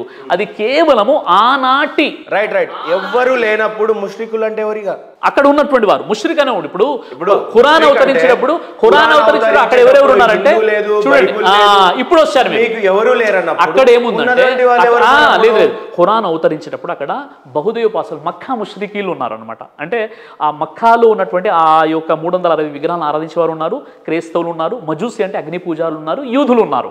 అయితే అక్కడ ప్రధాన వినండి, ముందు ఎవరు లేరంటున్నారు మళ్ళీ. సార్ ఇప్పుడు మీరు ఇది హిందువులు కదా అన్నప్పుడు మీకు చెప్పాను నేను. ఓకే, మీరు హిందువులు కదా అన్నప్పుడు చెప్పాను. హిందువులు అన్యమతాలు కాదండి అది సార్, అది అన్యమతాలు కాదు, అన్యమతాలు కాదు. అల్ ముష్రికీన్ అంటే పర్టికులర్లీ అక్కడ ఎవరైతే కయ్యానికి కాలు దువ్వారో, ముహమ్మద్ ప్రవక్త వారిని అక్కడ ఆయన అనుయాయుల్ని చంపేశారో వారికి సంబంధించింది అది. ఇది తీసుకొచ్చేసి హిందువులకు వర్తిస్తుంది, ఇది క్రైస్తవులకు వర్తిస్తుంది, ఇది యూదులకు వర్తిస్తుంది, ముస్లిం కాని వాళ్ళందరినీ చంపేయండి అని ఖురాన్లో లేదు. ఇది ఒక పెద్ద అపోహ. లేదు, అది కేవలం అక్కడ అరబ్బీ ఏముందంటే అల్ ముష్రికీన్, ఈ నిర్దిష్టమైనటువంటి ఈ ముష్రికులు ఎవరైతే మిమ్మల్ని ఇబ్బంది పెట్టారో, ఎవరైతే మిమ్మల్ని చంపారో, ఎవరైతే మిమ్మల్ని ఇళ్ల నుండి తీసేశారో, ఎవరైతే మీపై కుట్రలు పన్నారో ఈ ముష్రికులు ఇక్కడ ఉన్నటువంటి వాళ్ళు, వీళ్ళపై అది కూడా నిషిద్ధ మాసాలు గడిచిపోయిన తర్వాత అప్పటి వరకు వారికి ఒక ఏలాన్ చేయడం జరిగింది, ఒక ప్రకటన చేయడం జరిగింది.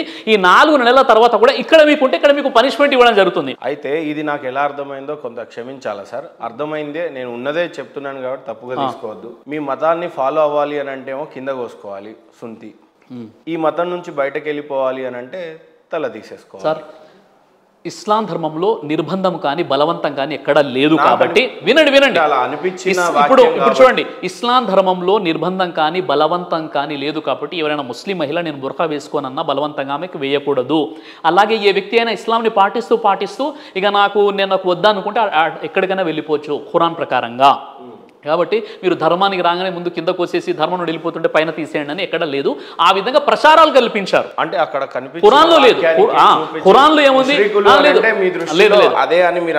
లేదు. అల్ ముష్రికీన్ అనే అరబీ పదానికి అర్థం ఏంటంటే నిర్దిష్టమైనటువంటి, ఇక్కడ ఎవరైతే మిమ్మల్ని చంపారో, గతంలో ఎవరైతే మిమ్మల్ని కుట్రలు పన్నారో, మిమ్మల్ని ఈ ప్రదేశం నుండి తీసేశారో, మిమ్మల్ని ఇలా హింస చేశారో వాళ్ళను మాటు వేసి అక్కడ ఈ టైం తర్వాత, ఈ 4 నెలల తర్వాత ఒకవేళ వాళ్ళు అక్కడే ఉన్నట్లయితే అప్పుడు మీరు ప్రతీకారం తీసుకోండి చేసుకోండి అని అసలు అధికారం లేదు, తల తీసేయమని.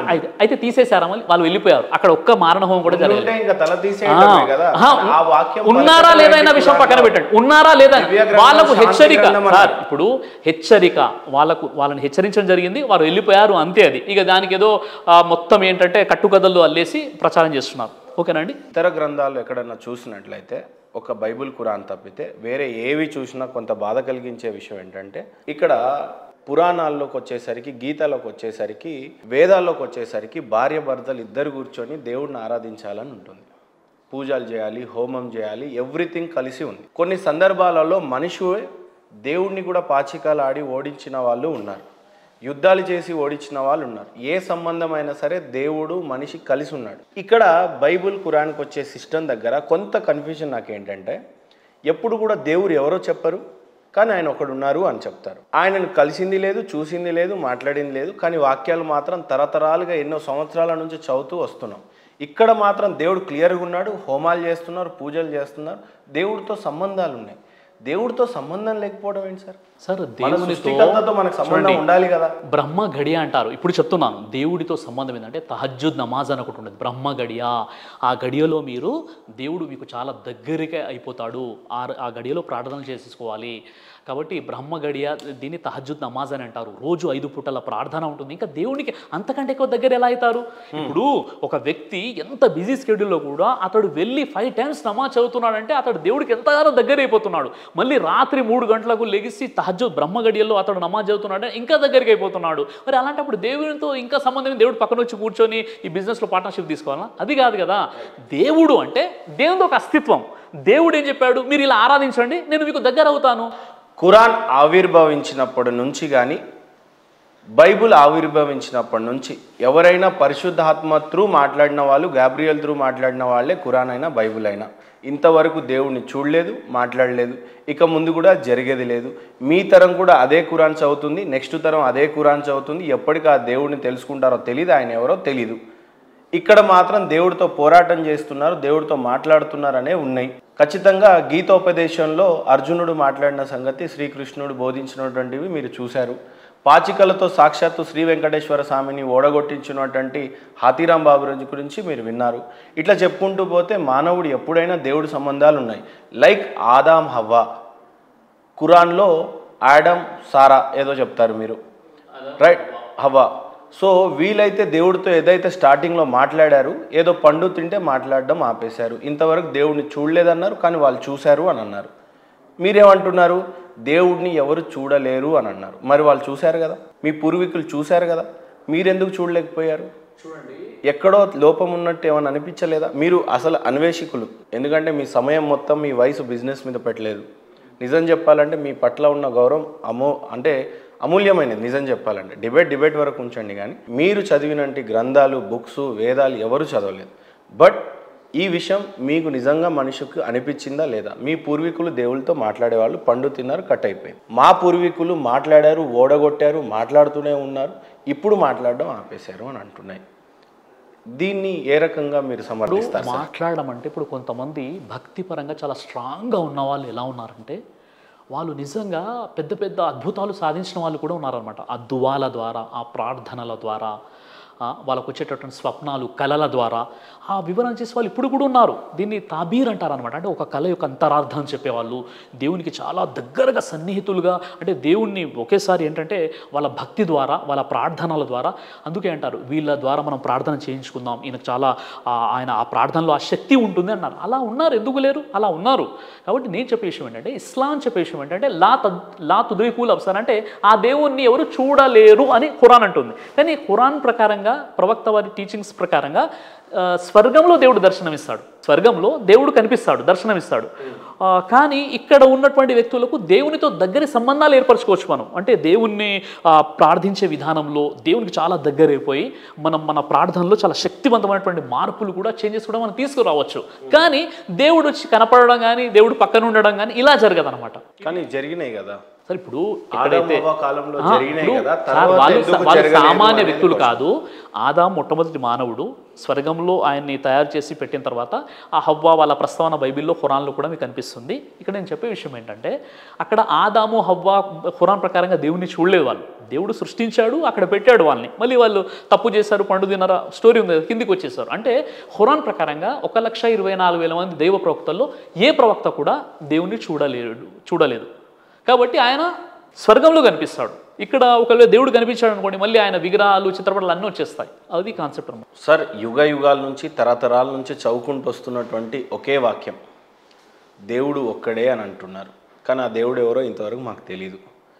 హిందూ, ముస్లిం, క్రిస్టియన్, జైన్, సిఖ్స్, బౌద్ధ మతాలు, ఇన్ని మతాలు వచ్చినాయి భారతదేశంలో. కొన్ని మట్టి గరిచిపోయినాయి, కొన్ని ఇంకా బతికే ఉన్నాయి. ప్రపంచంలో ఇంత మతం, ఇంతమంది దేవుళ్ళు, ఇంతమందికి కన్ఫ్యూజన్లు, ఇన్ని గ్రంథాలు, ఫైనల్గా మీరు బాగా అధ్యయనం చేసిన దాంట్లో ఒక ధర్మకర్తగా మీరు ఏం చెప్తారు? అసలు ఇన్ని మంది, ఇంత దేవుళ్ళు, ఇన్ని మతాలు, ఇన్ని గ్రంథాలు, ఎవడైనా బాధ అనిపిస్తూ ఉంటుందా? మానవులంతా కలవలేకుండా ఉన్నటువంటి అనేక రకాల కన్ఫ్యూజన్ సృష్టించిన ఈ గ్రంథాలు కానీ దేవుళ్ళు కానీ, ఈ కాన్సెప్ట్ మీద మీరు ఏ రకంగా స్పందిస్తారు?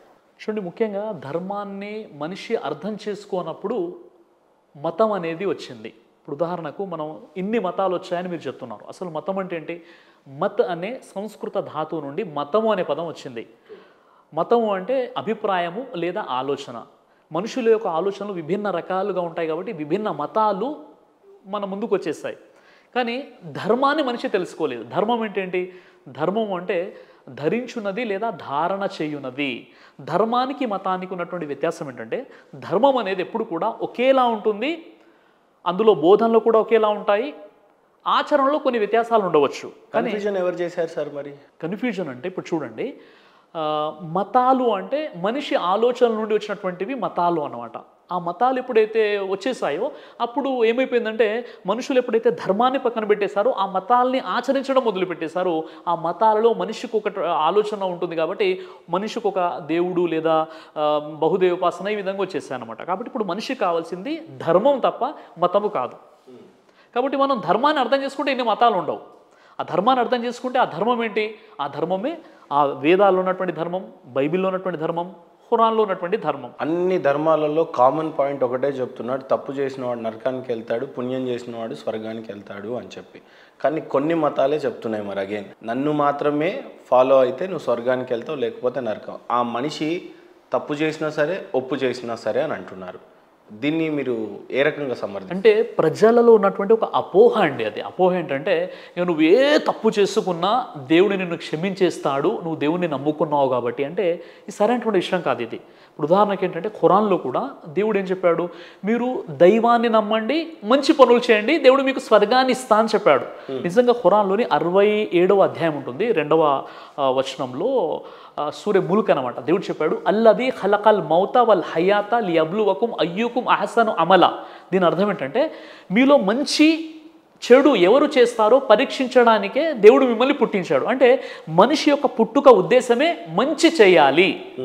దేవుని యొక్క పరీక్షలు మనం పాస్ అవ్వాలంటే నువ్వు మంచి చేస్తున్నావా చెడు చేస్తున్నావా అంటే మిమ్మల్ని నన్ను దేవుడు పుట్టించేటటువంటి ముఖ్య ఉద్దేశమే ఇతడు ఎలా జీవితం గడుపుతాడు, ఇతనిలో నైతికత ఎలా ఉంటుంది అన్న విషయం కోసమే దేవుడు పుట్టించినప్పుడు పూర్తిగా దాన్ని పక్కన పెట్టేసి ఇక దేవుని నమ్ముకుంటే చాలు, ఏ పాపం చేసినా ఇక దేవుడు మనల్ని స్వర్గంలో ఇస్తాడన్న కాన్సెప్ట్ సరైనది కాదు. ఎందుకంటే ఇక్కడ 2 విషయాలు ఉన్నాయండి ధర్మంలో. హుక్కుకుల్లా, హుక్కుల్ ఇబాద్ అంటారు. హుక్కుకుల్లా అంటే మనల్ని పుట్టించినటువంటి దేవునితో మనం ఎలాంటి సంబంధం కలిగి ఉండాలి, ఆయన్ని మాత్రమే ఆరాధించాలి, ఆయన్ని మాత్రమే వేడుకోవాలి, ఆయన కోసం మనం ఆరాధించే విధానం, దీన్ని హుక్కుకుల్లా అంటారు. హుక్కుకుల్ ఇబాద్ అంటే తోటి మానవుల హక్కులు. ఇప్పుడు దాన్ని నేను ఉన్నాను, నేను మీతో మంచిగా ఫ్రెండ్షిప్ చేస్తున్నాను, మీ దగ్గర నుండి కొన్ని డబ్బులు తీసేసుకున్నాను, నేను ఇవ్వట్లేదు, తర్వాత మీరు ఇవ్వలేదని చెప్తాను, సాక్ష్యాలు తారుమారు చేసేసాను అంటే ఇది మీకు సంబంధించిన హక్కు, దేవునికి సంబంధించిన హక్కు కాదు.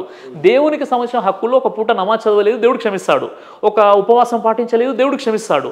లేదా దేవుని సరిగా నేను ప్రార్థించలేదు, దేవుని హక్కు కాబట్టి దేవుడు క్షమిస్తాడు. కానీ తోటి దేవుడి హక్కుల్లో ఏదైనా పొరపాట్లు జరిగితే ఖచ్చితంగా దేవుడు క్షమిస్తాడు. కానీ తోటి మానవుల హక్కుల్లో ఒకరిపై దౌర్జన్యం చేసి, ఒక భూమిని కబ్జా చేసేసి, ఒకరిని మర్డర్ చేసేసి, ఒకరిపై నింద మోపేసి ఈ తప్పులు ఏవైతే ఉన్నాయో తోటి మనిషితో ఆ వ్యవహారం జరగనంత వరకు, తోటి మనిషి క్షమించినంత వరకు, ఆ సెటిల్మెంట్ జరగనంత వరకు దేవుడు అందులో జోక్యం చేసుకోడు. కాబట్టి మనిషి నైతికతకు ఇంత ఇంపార్టెన్స్ ఇచ్చినటువంటి, ఇంత ప్రాముఖ్యత ఇచ్చినటువంటి ఆ ధర్మాన్ని, ఆ కాన్సెప్ట్ని మనిషి మర్చిపోయాడు. స్వర్గం నరకం అనే కాన్సెప్ట్ ఖురాన్లో ఏం చెప్తుంది అసలు? ఏం స్వర్గం అంటే ఏంటి, నరకం అంటే ఏంటి, మనిషి నిజంగానే చనిపోయిన తర్వాత జరిగే క్రియ ఏంటి యాక్చువల్లీ? చూడండి, ముఖ్యంగా మనిషి ఏదైతే స్వర్గం నరకం సంబంధించి ఖురాన్లో అయినా ఇతర గ్రంథాల్లో అయినా, ముఖ్యంగా మీరు ఖురాన్ నుండి అడిగారు కాబట్టి, అంటే ఇక మనిషికి అంతిమ లక్ష్యం అయితే పరలోకమే కదా సార్? అందరికీ అంతే కదా. అంతే కదా. లాస్ట్లో మనం ఒకరు ముక్తి అంటారు, మోక్షం అంటారు, జన్నత్ అంటారు, నిత్య జీవితం అంటారు. అల్టిమేట్గా నీ గోల్ ఏంటంటే, ప్రతి ధార్మికుడు చెప్పే విషయం ఏంటంటే, నేను ఆ దేవునితో సంతృప్తి చెందాలి, ఆ దేవుడు నాకు స్వర్గాన్ని ప్రసాదించి 100 కోట్లున్న పనికి రాదు, కానీ అక్కడ మాత్రం ఒకేలాగా తీర్పు తీయబడుతుంది అని అంటారు. నిజంగానే స్వర్గ నరకం కాన్సెప్ట్ గురించి చెప్పాలంటే మీరేం చెప్తారు? అసలు మనిషి ఏ రకంగా దీన్ని తీసుకోవాలి? చూడండి, చెప్పాను కదా, 2 హక్కుల్లో దేవుని హక్కు దేవునికి చెల్లించి, తోటి మానవుల హక్కు తోటి మానవులకు చెల్లించి, దేవుడు చెప్పిన విధంగా మనోవాంఛలను కాకుండా దేవునికి సమర్పించుకొని దేవుడు చెప్పిన విధంగా జీవితం గడిపితే దేవుడు జన్నత్ ఇస్తా అన్నాడు, స్వర్గం ఇస్తా అన్నాడు. ఓకే. దానికి వ్యతిరేకంగా మనిషి రాక్షసుడుగా మారిపోయి దౌర్జన్యాలు, అక్రమాలు, అవినీతి, ఇక పూర్తిగా భ్రష్టుడైపోయినప్పుడు దాని పర్యవసానం ఏముంటుంది? నరకం ఉంటుంది. ఈ స్వర్గం నరకం కాన్సెప్ట్ ఉంది. రైట్. మనిషి చనిపోయిన తర్వాత జరిగే క్రియ ఏంటి యాక్చువల్లీ? అంటే ఇప్పుడు ఈ క్షణం మనిషి ప్రాణాన్ని వదిలేశాడు. ఆత్మ అనేది అందరికీ కావాల్సిన వజ్రం లాంటిది. అది ఆత్మకి జరిగే క్రియ ఏంటి? నెక్స్ట్ ఇమ్మీడియట్గా స్టార్ట్ అయ్యే క్రియ ఏ రకంగా ఉంటుంది? చూడండి, అంటే ఇప్పుడు ఒక్కో గ్రంథంలో ఒక్కో విధంగా ఉందండి. అంటే ఖురాన్ ప్రకారంగా ఏంటంటే, ఎప్పుడైతే మనిషి చనిపోతాడో వెంటనే మనిషి చనిపోగానే దైవదూతలు వస్తారు. దైవదూతలు వచ్చేసి మల్కిల్ మౌత్ అని అంటారు అనమాట. ఆ దైవదూతని వాళ్ళు వచ్చేసి ఆత్మ తీసుకోవడం జరుగుతుంది. ఆత్మ తీసేసుకుంటారు వాళ్ళు. ఆత్మ తీసేసుకొని ఆత్మల లోకం అని అక్కడికి వెళ్ళిపోతారు. అయితే ఆ మనిషి ఒకవేళ మంచి వ్యక్తి అయి ఉన్నట్లయితే ఇల్లీయీన్ అనేటటువంటి ఒక గ్రంథం ఉంటుంది, అక్కడ అతని పేరు నమోదవుతుంది. చెడు వ్యక్తి అయి ఉన్నట్లయితే దుర్మార్గుడు అంటే సిజ్జీన్ అనేటువంటి గ్రంథం ఉంటుంది, ఆత్మ పేరు అక్కడ నమోదవుతుంది. ఖురాన్లో ఏమైనా స్పష్టంగా రాస్తుందా సార్? 20% తప్పు, 80% న్యాయం? అంటే మనం తప్పులు అనేవి ఎక్కువ చేస్తాం, మంచివి అనేవి తక్కువ చేస్తామని నమ్ముతా నేను. అంటే తప్పు ఒక 20% చేసి మంచి 80% చేశాడు అని అనుకుందాం. సో ఇప్పుడు ఈ మనిషి స్వర్గానికి వెళ్తాడా, నరకానికి వెళ్తాడా? మంచి 80% ఉంది, చెడు 20% ఉంది. అలాగే ఇంకో వ్యక్తికి 20% మంచి ఉంటే 80% చెడు ఉంది అని అనుకుందాం. సో తీర్పు ఏ రకంగా తీర్చబడవచ్చు అప్పుడు? సార్ ఇప్పుడు ఏంటంటే, మనిషి చేసినటువంటి కర్మల్ని అక్కడ బేరీజు వేయడం జరుగుతుంది, తూకం పెట్టడం జరుగుతుంది. ఒకవైపు మంచి కర్మలు, ఒకవైపు చెడు కర్మలు. ఏవి అయితే బరువుగా ఉంటాయి, మంచి కర్మలు బరువుగా ఉంటే మనిషి స్వర్గానికి వెళ్ళిపోతాడు, చెడు కర్మలు ఎక్కువ అయిపోతే అతడు నరకానికి వెళ్ళిపోతాడు. ఈ సిద్ధాంతం ఖురాన్లో చెప్పడం జరిగింది. సో స్వర్గంలో ఏ రకమైనటువంటి పద్ధతులు ఉంటాయి అనేది కూడా ఖురాన్ చెప్పింది. స్వర్గం ఏ రకంగా ఉంటుంది అంటే, ఒక విల్లా లోపల ఇంటీరియర్ ఎలా ఉంటుందో అంత నీట్గా చెప్పింది ఖురాన్. సార్ ఇప్పుడు అలాగే స్వర్గం కూడా ఎంత నరకయాతన ఉంటుందో కూడా చెప్పింది. అలా చెప్పాలంటే ఏం చెప్పాలి? ఒక మాటలో చెప్పాలంటే, ఇప్పుడు ప్రపంచంలో ఏదైతే ఒక పెద్ద ఒక ఐలాండ్కి వెళ్ళిపోయారు మీరు, లేదా ఒక పెద్ద లగ్జరియస్గా ఉన్నటువంటి ఒక ప్రాంతానికి వెళ్ళిపోయారు, దేంతో కూడా స్వర్గాన్ని మీరు కంపేర్ చేయలేరు, అంత గొప్పగా ఉంటుంది స్వర్గం అనేది. కాబట్టి నరకం ఎలాంటిది అంటే, అందులో ఉన్నటువంటి భయంకరమైనటువంటి శిక్షలు ఉంటాయి. ఏ శిక్షలు అంటే, ఇక్కడ ఉన్నటువంటి ఏ పనిష్మెంట్ని కూడా నరక శిక్షతో మీరు కంపేర్ చేయలేరు. అలాంటి భయంకరమైనటువంటి శిక్షలు అక్కడ నరకంలో ఉంటాయి. కాబట్టి స్వర్గ నరకాలు అనేవి ఇన్ని తెలిసిన మానవుడు ఎందుకు రియలైజ్ కావట్లేదు? ఇక్కడ ఉన్నటువంటి లౌకికమైన విషయాలనే ఎందుకు అట్రాక్ట్ అవుతున్నాడు? బెంజ్ కారో ఇంకో కారో తప్పితే, బట్ ఎందుకు స్వర్గ నరకాలకి ఆ భయం అనేది ఇంకా తెలియరాలేదు మానవుడు? ధార్మికంగా ఒక వ్యక్తి డబ్బు సంపాదిస్తే బెంజ్ కార్లో తిరగకూడదని ఇస్లాంలో చెప్పబడలేదు. అంటే ఒక వ్యక్తి సంపాదన ధర్మసమ్మతంగా ఉండి, ఇప్పుడు మీది ఒక సంపాదన ధర్మసమ్మతంగా ఉంటే మీరు బెంజ్ కార్లో తిరగండి, రేంజ్ రోవర్లో తిరగండి, అది మీ ఇష్టం అనమాట. కానీ అది అక్రమార్జన అయి ఉండకూడదు, ఒక విషయం. రెండో విషయం ఏంటంటే, ఫుజూల్ ఖర్చు అంటే దుబారా ఖర్చు పెట్టకూడదు. దుబారా ఖర్చుని దేవుడు ఇష్టపడాడు. ఇప్పుడు ఉదాహరణకి ఒక 10 మంది తినేటటువంటి భోజనం అంటే ఒక 1000 మంది అంతా వేస్ట్ చేసేస్తున్నారు దాన్ని. అంటే ఆ భోజనాన్ని వేస్ట్ చేయడం అయినప్పటికీ, లేదా ఎక్కువగా దుబారా ఖర్చులు, ఆ వ్యక్తి ఏంటంటే సంపాదించేటటువంటి వ్యక్తి, సంపాదనలో ఉన్న బిజీ పర్సన్ భూమి మీద లౌకికమైన వాటికి అట్రాక్ట్ అవుతున్నట్టుగా నాకు ఆత్మ అనేది ఫర్ ఎవర్ కదా సార్, ఆత్మనే ఇంపార్టెంట్ కదా ఏదైనా, అది బైబుల్ అయినా కురాన్ ఏదైనా కానీ.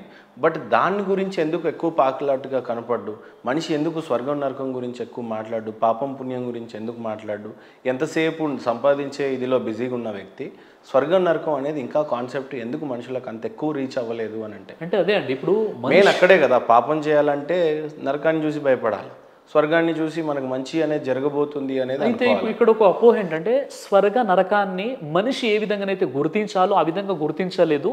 స్వర్గం నరకం యొక్క కాన్సెప్ట్ని ఆయా గురువులు ఏ విధంగానైతే బోధించాలో ఆ విధంగా బోధించడం లేదు. స్వర్గం నరకం అంటే ఇక నువ్వు ఎన్ని తప్పులు చేసుకున్నా ఇక నువ్వు స్వర్గానికి వెళ్ళిపోతావు, దేవుడు క్షమించేస్తాడని ఒక వర్గం వారు చెప్తుంటే, మరో వర్గం వారు ఏంటంటే మీరు చేసుకున్న తప్పులన్నీ కూడా ఒక రోజు వచ్చి ఇక్కడ ఒప్పేసుకుంటే ఇక ఫలానా వ్యక్తి మిమ్మల్ని క్షమించేసి స్వర్గంలో ప్రవేశపెడతాడని చెప్పేసి. తద్వారా ఇప్పుడు నాలో ఒక ఆలోచన, అంటే ఒక భక్తుల్లో ఆలోచన ఏమైపోతుందంటే, దేవుడు క్షమించేవాడు క్షమించేస్తాడు, నేను ఫలానా తప్పులు చేసి ఇక్కడ ఒప్పుకుంటే ఇక్కడ నాకు క్షమాపణ జరిగిపోతుందన్న కాన్సెప్ట్ ఎప్పుడైతే వచ్చిందో మనుషుల నైతికత అనేది తగ్గిపోయింది, పాపాల పట్ల ఆకర్షితుడైపోయాడు, ఇక నరకం అంటే భయపడట్లేదు. అలా కాకుండా ద రియల్ కాన్సెప్ట్ ఆఫ్ ఇప్పుడు నిజమైనటువంటి నరకం ఏంటి, అసలు నిజమైనటువంటి స్వర్గం ఏంటి, స్వర్గం దేవుడు స్వర్గం ఎవరికి ఇస్తాడు, నరకం ఎవరికి ఇస్తాడు, ఈ విషయాలు కరెక్ట్గా మనం ఎక్స్ప్లెయిన్ చేయగలిగితే మనిషి ధార్మికుడు అయిపోతాడు, మనిషి భయపడతాడు. ఇప్పుడు తోటి మానవుల హక్కులు దేవుని హక్కు ఉందండి. మనిషి ఏమంటున్నాడు, తోటి మానవుల హక్కుల్ని హరింపజేసినా దేవుడు క్షమిస్తాడు, దేవుడే క్షమించేవాడు అల్టిమేట్గా. అయినప్పుడు నేను ఫలానా వ్యక్తి భూమిని కబ్జా చేస్తే నాకు నష్టం ఏంటి అన్న ఆలోచన ఎప్పుడైతే వచ్చిందో మనిషి రాక్షసుడిగా మారిపోతున్నాడు. కాబట్టి పబ్లిక్ ఏంటంటే మనం కరెక్ట్ కాన్సెప్ట్ ఇవ్వాలి. మనం నిజ దేవుడు ఎవరు అనుకోవాలి, మనుషులు ఏ రకంగా వాళ్ళ జీవన శైలిని నడిపించుకోవాలి, ఏ రకంగా బతకాలి, అసలు నిజ దేవుడిని ఎలా తెలుసుకోవాలి సార్? ఇప్పుడు నిజ దేవుణ్ణి ఎలా తెలుసుకోవాలంటే మీ అంతరాత్మలో, అంటే మీ ఫిత్రత్, మీ నైజంలో నా నైజంలో దేవుడు పెట్టేశాడు. నేను వెళ్ళి ఈ గ్రంథాలు చదవకంటే ముందే దేవుడు మన అంతరాత్మలో ఏం పెట్టాడు, ఒక దేవుడు ఉన్నాడు. దేవుడు ఎక్కడ ఉన్నాడు, పైన ఉన్నాడు. ఇప్పుడు మనం పైకి చూసి దండం పెడతామా, కిందికి చూసి దండం పెట్టుకుంటామా? పైకి అంటే పైన దేవుడు ఉన్నాడు అన్నది ఏ పుస్తకంలో చదివారు మీరు? ఏ పుస్తకంలో చదవనప్పటికీ కూడా దేవుడు పైవాడు అన్న ఒక ఆలోచన మీ అంతరాత్మలో దేవుడు నాటేశాడు, మొదటి విషయం. రెండో విషయం, దేవుడు ఒక్కడా లేక అనేకమా అంటే ఈ పండితులు చెప్తున్నారు, వీళ్ళు చెప్తున్నారు, పక్కన ఈ విషయాన్ని పక్కన పెట్టేస్తే మీ అంతరాత్మ ఏముంటుంది, దేవుడైతే ఒక్కడే. అందుకే హిందూ ముస్లిం క్రైస్తవులు ఒకే శరీర నిర్మాణాన్ని, ఆకృతిని కలిగి ఉన్నారు అన్నది మన కామన్ సెన్స్ మనకు సమాధానం ఇస్తుంది, అవునా కదా? కాబట్టి మనం ఏ గ్రంథాలు చదవనప్పటికీ కూడా దేవుడు మనలో ముందు నుండే నాటేశాడు. దేవుడు అనబడేవాడు ఒకడు ఉన్నాడు, ఆయన ఒక్కడే, చాలామంది కాదు, ఆయన పైన ఉన్నాడు.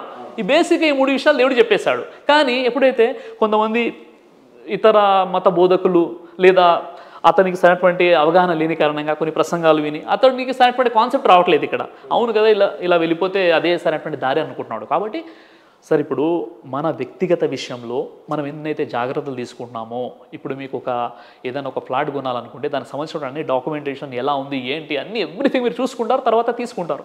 దేవుని విషయంలో అలా ఎందుకు చేయట్లేదు? దేవుని విషయంలో గుడ్డిగా వెళ్ళిపోతున్నాం మనం, ఇక్కడికి వెళ్ళిపోతున్నాం, అక్కడికి వెళ్ళిపోతున్నాం. అసలు పరిశోధన రీసెర్చ్ అనేది జీరో అనమాట. అంటే ప్రతి వ్యవస్థ అనేది ఇక్కడ డెవలప్ అయిపోతుంది, కానీ ఆధ్యాత్మిక వ్యవస్థ ఎక్కడేసిన గొంగళి అక్కడే అన్నట్లుగా అందులో డెవలప్మెంట్స్ అనేది ఏమి ఉండట్లేదు. కాబట్టి నేను ప్రతి వ్యక్తితో కోరుకునేది ఏంటంటే స్వీయ పరిశీలన అనేది ఒకటి చేయాలి.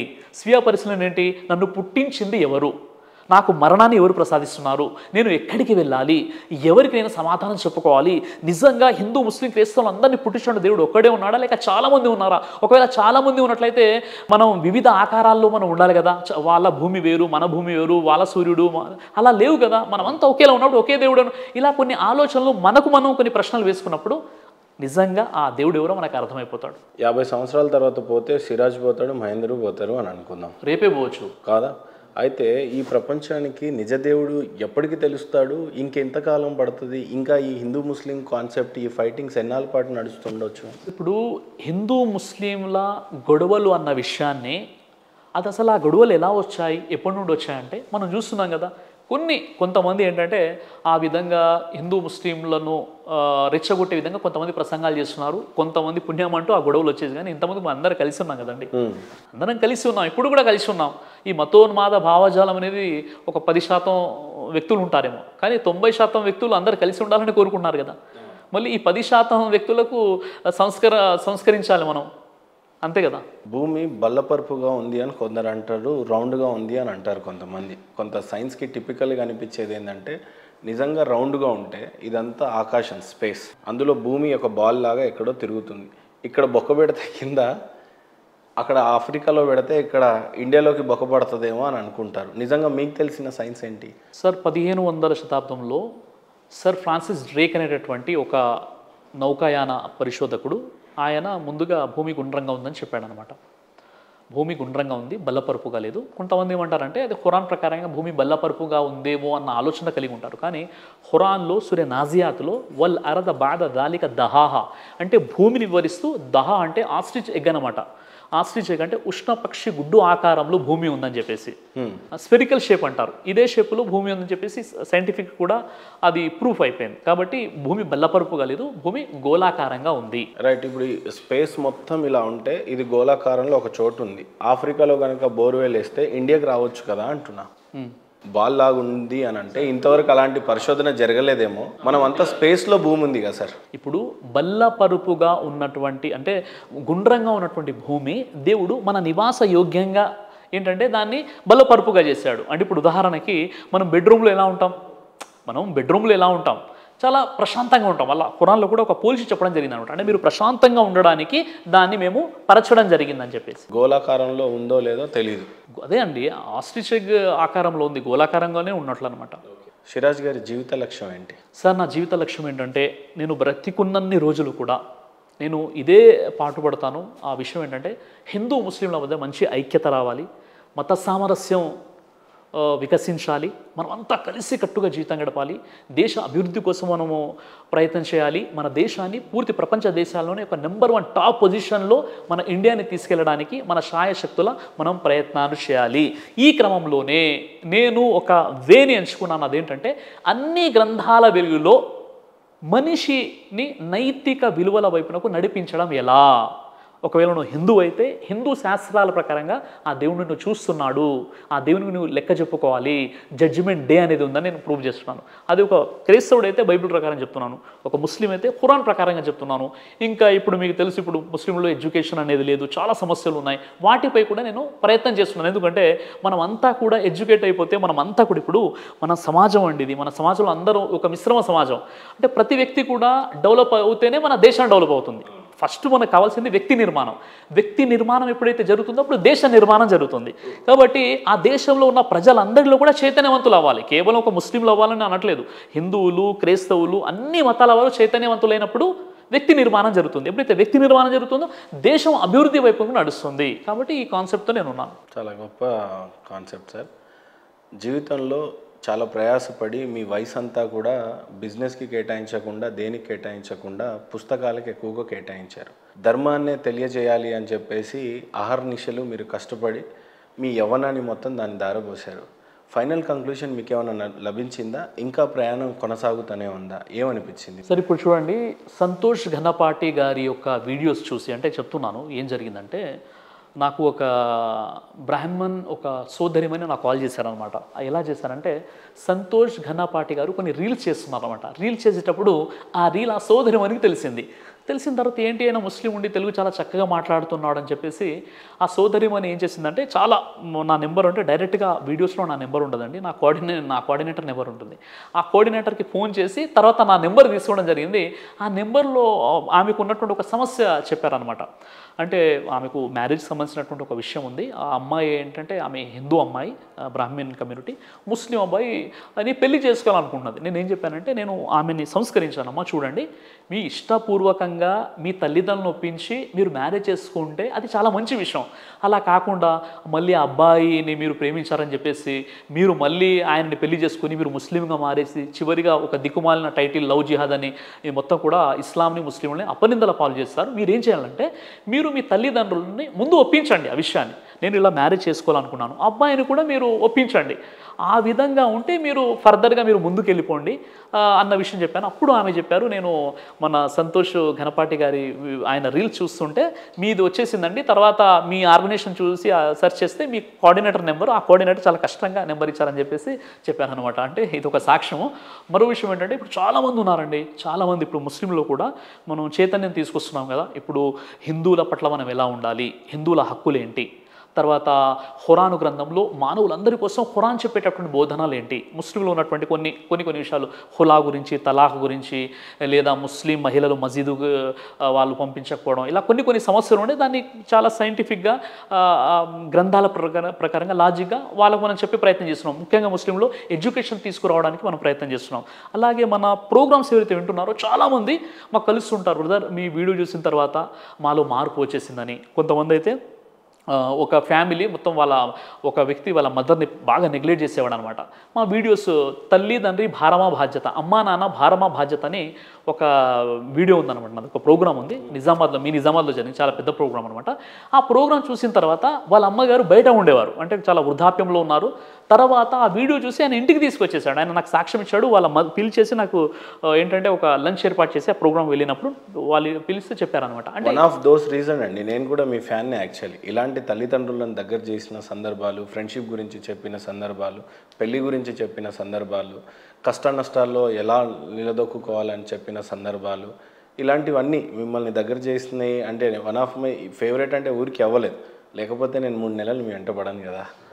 ఓకే, సో ఏదైనా సత్యాన్వేషిలో జరిగినటువంటి ఆరాటాలు పోరాటాలే తప్పితే కానీ నిజంగా ఇక్కడ మాత్రం టాప్ 5లో టాప్ 2 మీరే ఉంటారు సార్. ఓవరాల్గా నేను చెప్తున్నాను, ఒక ఆడియన్స్లా ఓవరాల్గా ఇప్పుడు ఏవైతే నేను సందేశాలు ఇస్తున్నాను, మెసేజ్ ఇస్తున్నాను, ఇప్పుడు సంతోష్ ఘనపాటి గారు ఏం చెప్పారంటే, ఈయన ఆవుని ఆరాధ్య దైవం అని ఎక్కడ లేదని సిరాజ్ గారు చెప్పారు, ఇన్ని సందర్భాల్లో ఉంది అని ఆయన ఏదో చెప్పుకుంటూ వచ్చారు. కానీ మీరు చాగంటి గారి, ఆయన ఎవరు, గరికపాటి గారి ప్రవచనం కూడా చూడొచ్చు అనమాట. ఆయన ఏం చెప్పారు ఆ విషయాన్ని పక్కన పెట్టేస్తే, నేను ముస్లిం సమాజానికి ఒక అప్పీల్ చేయడం జరిగింది. అదేంటంటే, హిందూ సోదరులు గోవుని వారు గోమాతగా భావిస్తున్నారు కాబట్టి ముస్లిములు గోవుని హత్య చేయకూడదు, గోమాంసం తినకూడదు, ఆవుని కోసి చంపకూడదని నేను ఎన్నో ప్రసంగాలు చేశాను. ఓకే, నిజంగా చెప్పాలి అంటే అది ఎంత చైతన్యం తీసుకొచ్చేసిందంటే, మీరు నమ్ముతారో లేదో, గుంటూరులో నా ప్రోగ్రాం జరుగుతుందండి. వినండి ఒక్కొక్క నిమిషం, కన్క్లూజన్. గుంటూరులో ప్రోగ్రాం జరుగుతున్నప్పుడు ఒక దగ్గర మేము లంచ్ కోసం వెళ్ళాం. లంచ్కి వెళ్ళినప్పుడు అంటే జనరల్గా నేను బీఫ్ కూడా తినను, అయితే ఏంటి అని అడిగినప్పుడు వాళ్ళు ఏం చెప్పారంటే, లేదండి మీ ప్రసంగం చూసిన తర్వాత మేము బీఫ్ తినడం మానేసామని చెప్పారు. మరో సందర్భంలో ఏం చెప్పారంటే, బక్రీద్ సందర్భంగా ఎప్పుడైతే నేను వీడియో తయారు చేసేసానో ఆ వీడియోలో మీరు గోవుని మీరు బలి ఇవ్వకూడదు, గోమాంసం తినకూడదు, గోవుని వాళ్ళు మాతగా భావిస్తారు, మీరు భావించకండి, కానీ ఇతర మనోభావాలను మీరు గౌరవించాలని చెప్పేసి ఏదైతే వీడియో తయారు చేశానో కొన్ని లక్షల మంది ముస్లింలో మార్పు వచ్చిందని. వాళ్ళు నిర్ణయం చేసుకున్నారు, సార్ మీ మాట మీద మేము కట్టుబడి ఉంటాము, హిందూ ముస్లిముల గొడవలకు వైషమ్యాలకు కనుక ఈ గోవుని హత్య చేయడం కారణమైతే ఇలాంటి గోవు మాకు అసలు వద్దు సార్, ఈ గోవుని మేము హత్య చేయమని చెప్పేసి నిర్ణయం తీసుకున్నారు. అలాంటి ఒక గొప్ప మార్పు కాదంటారు అయితే?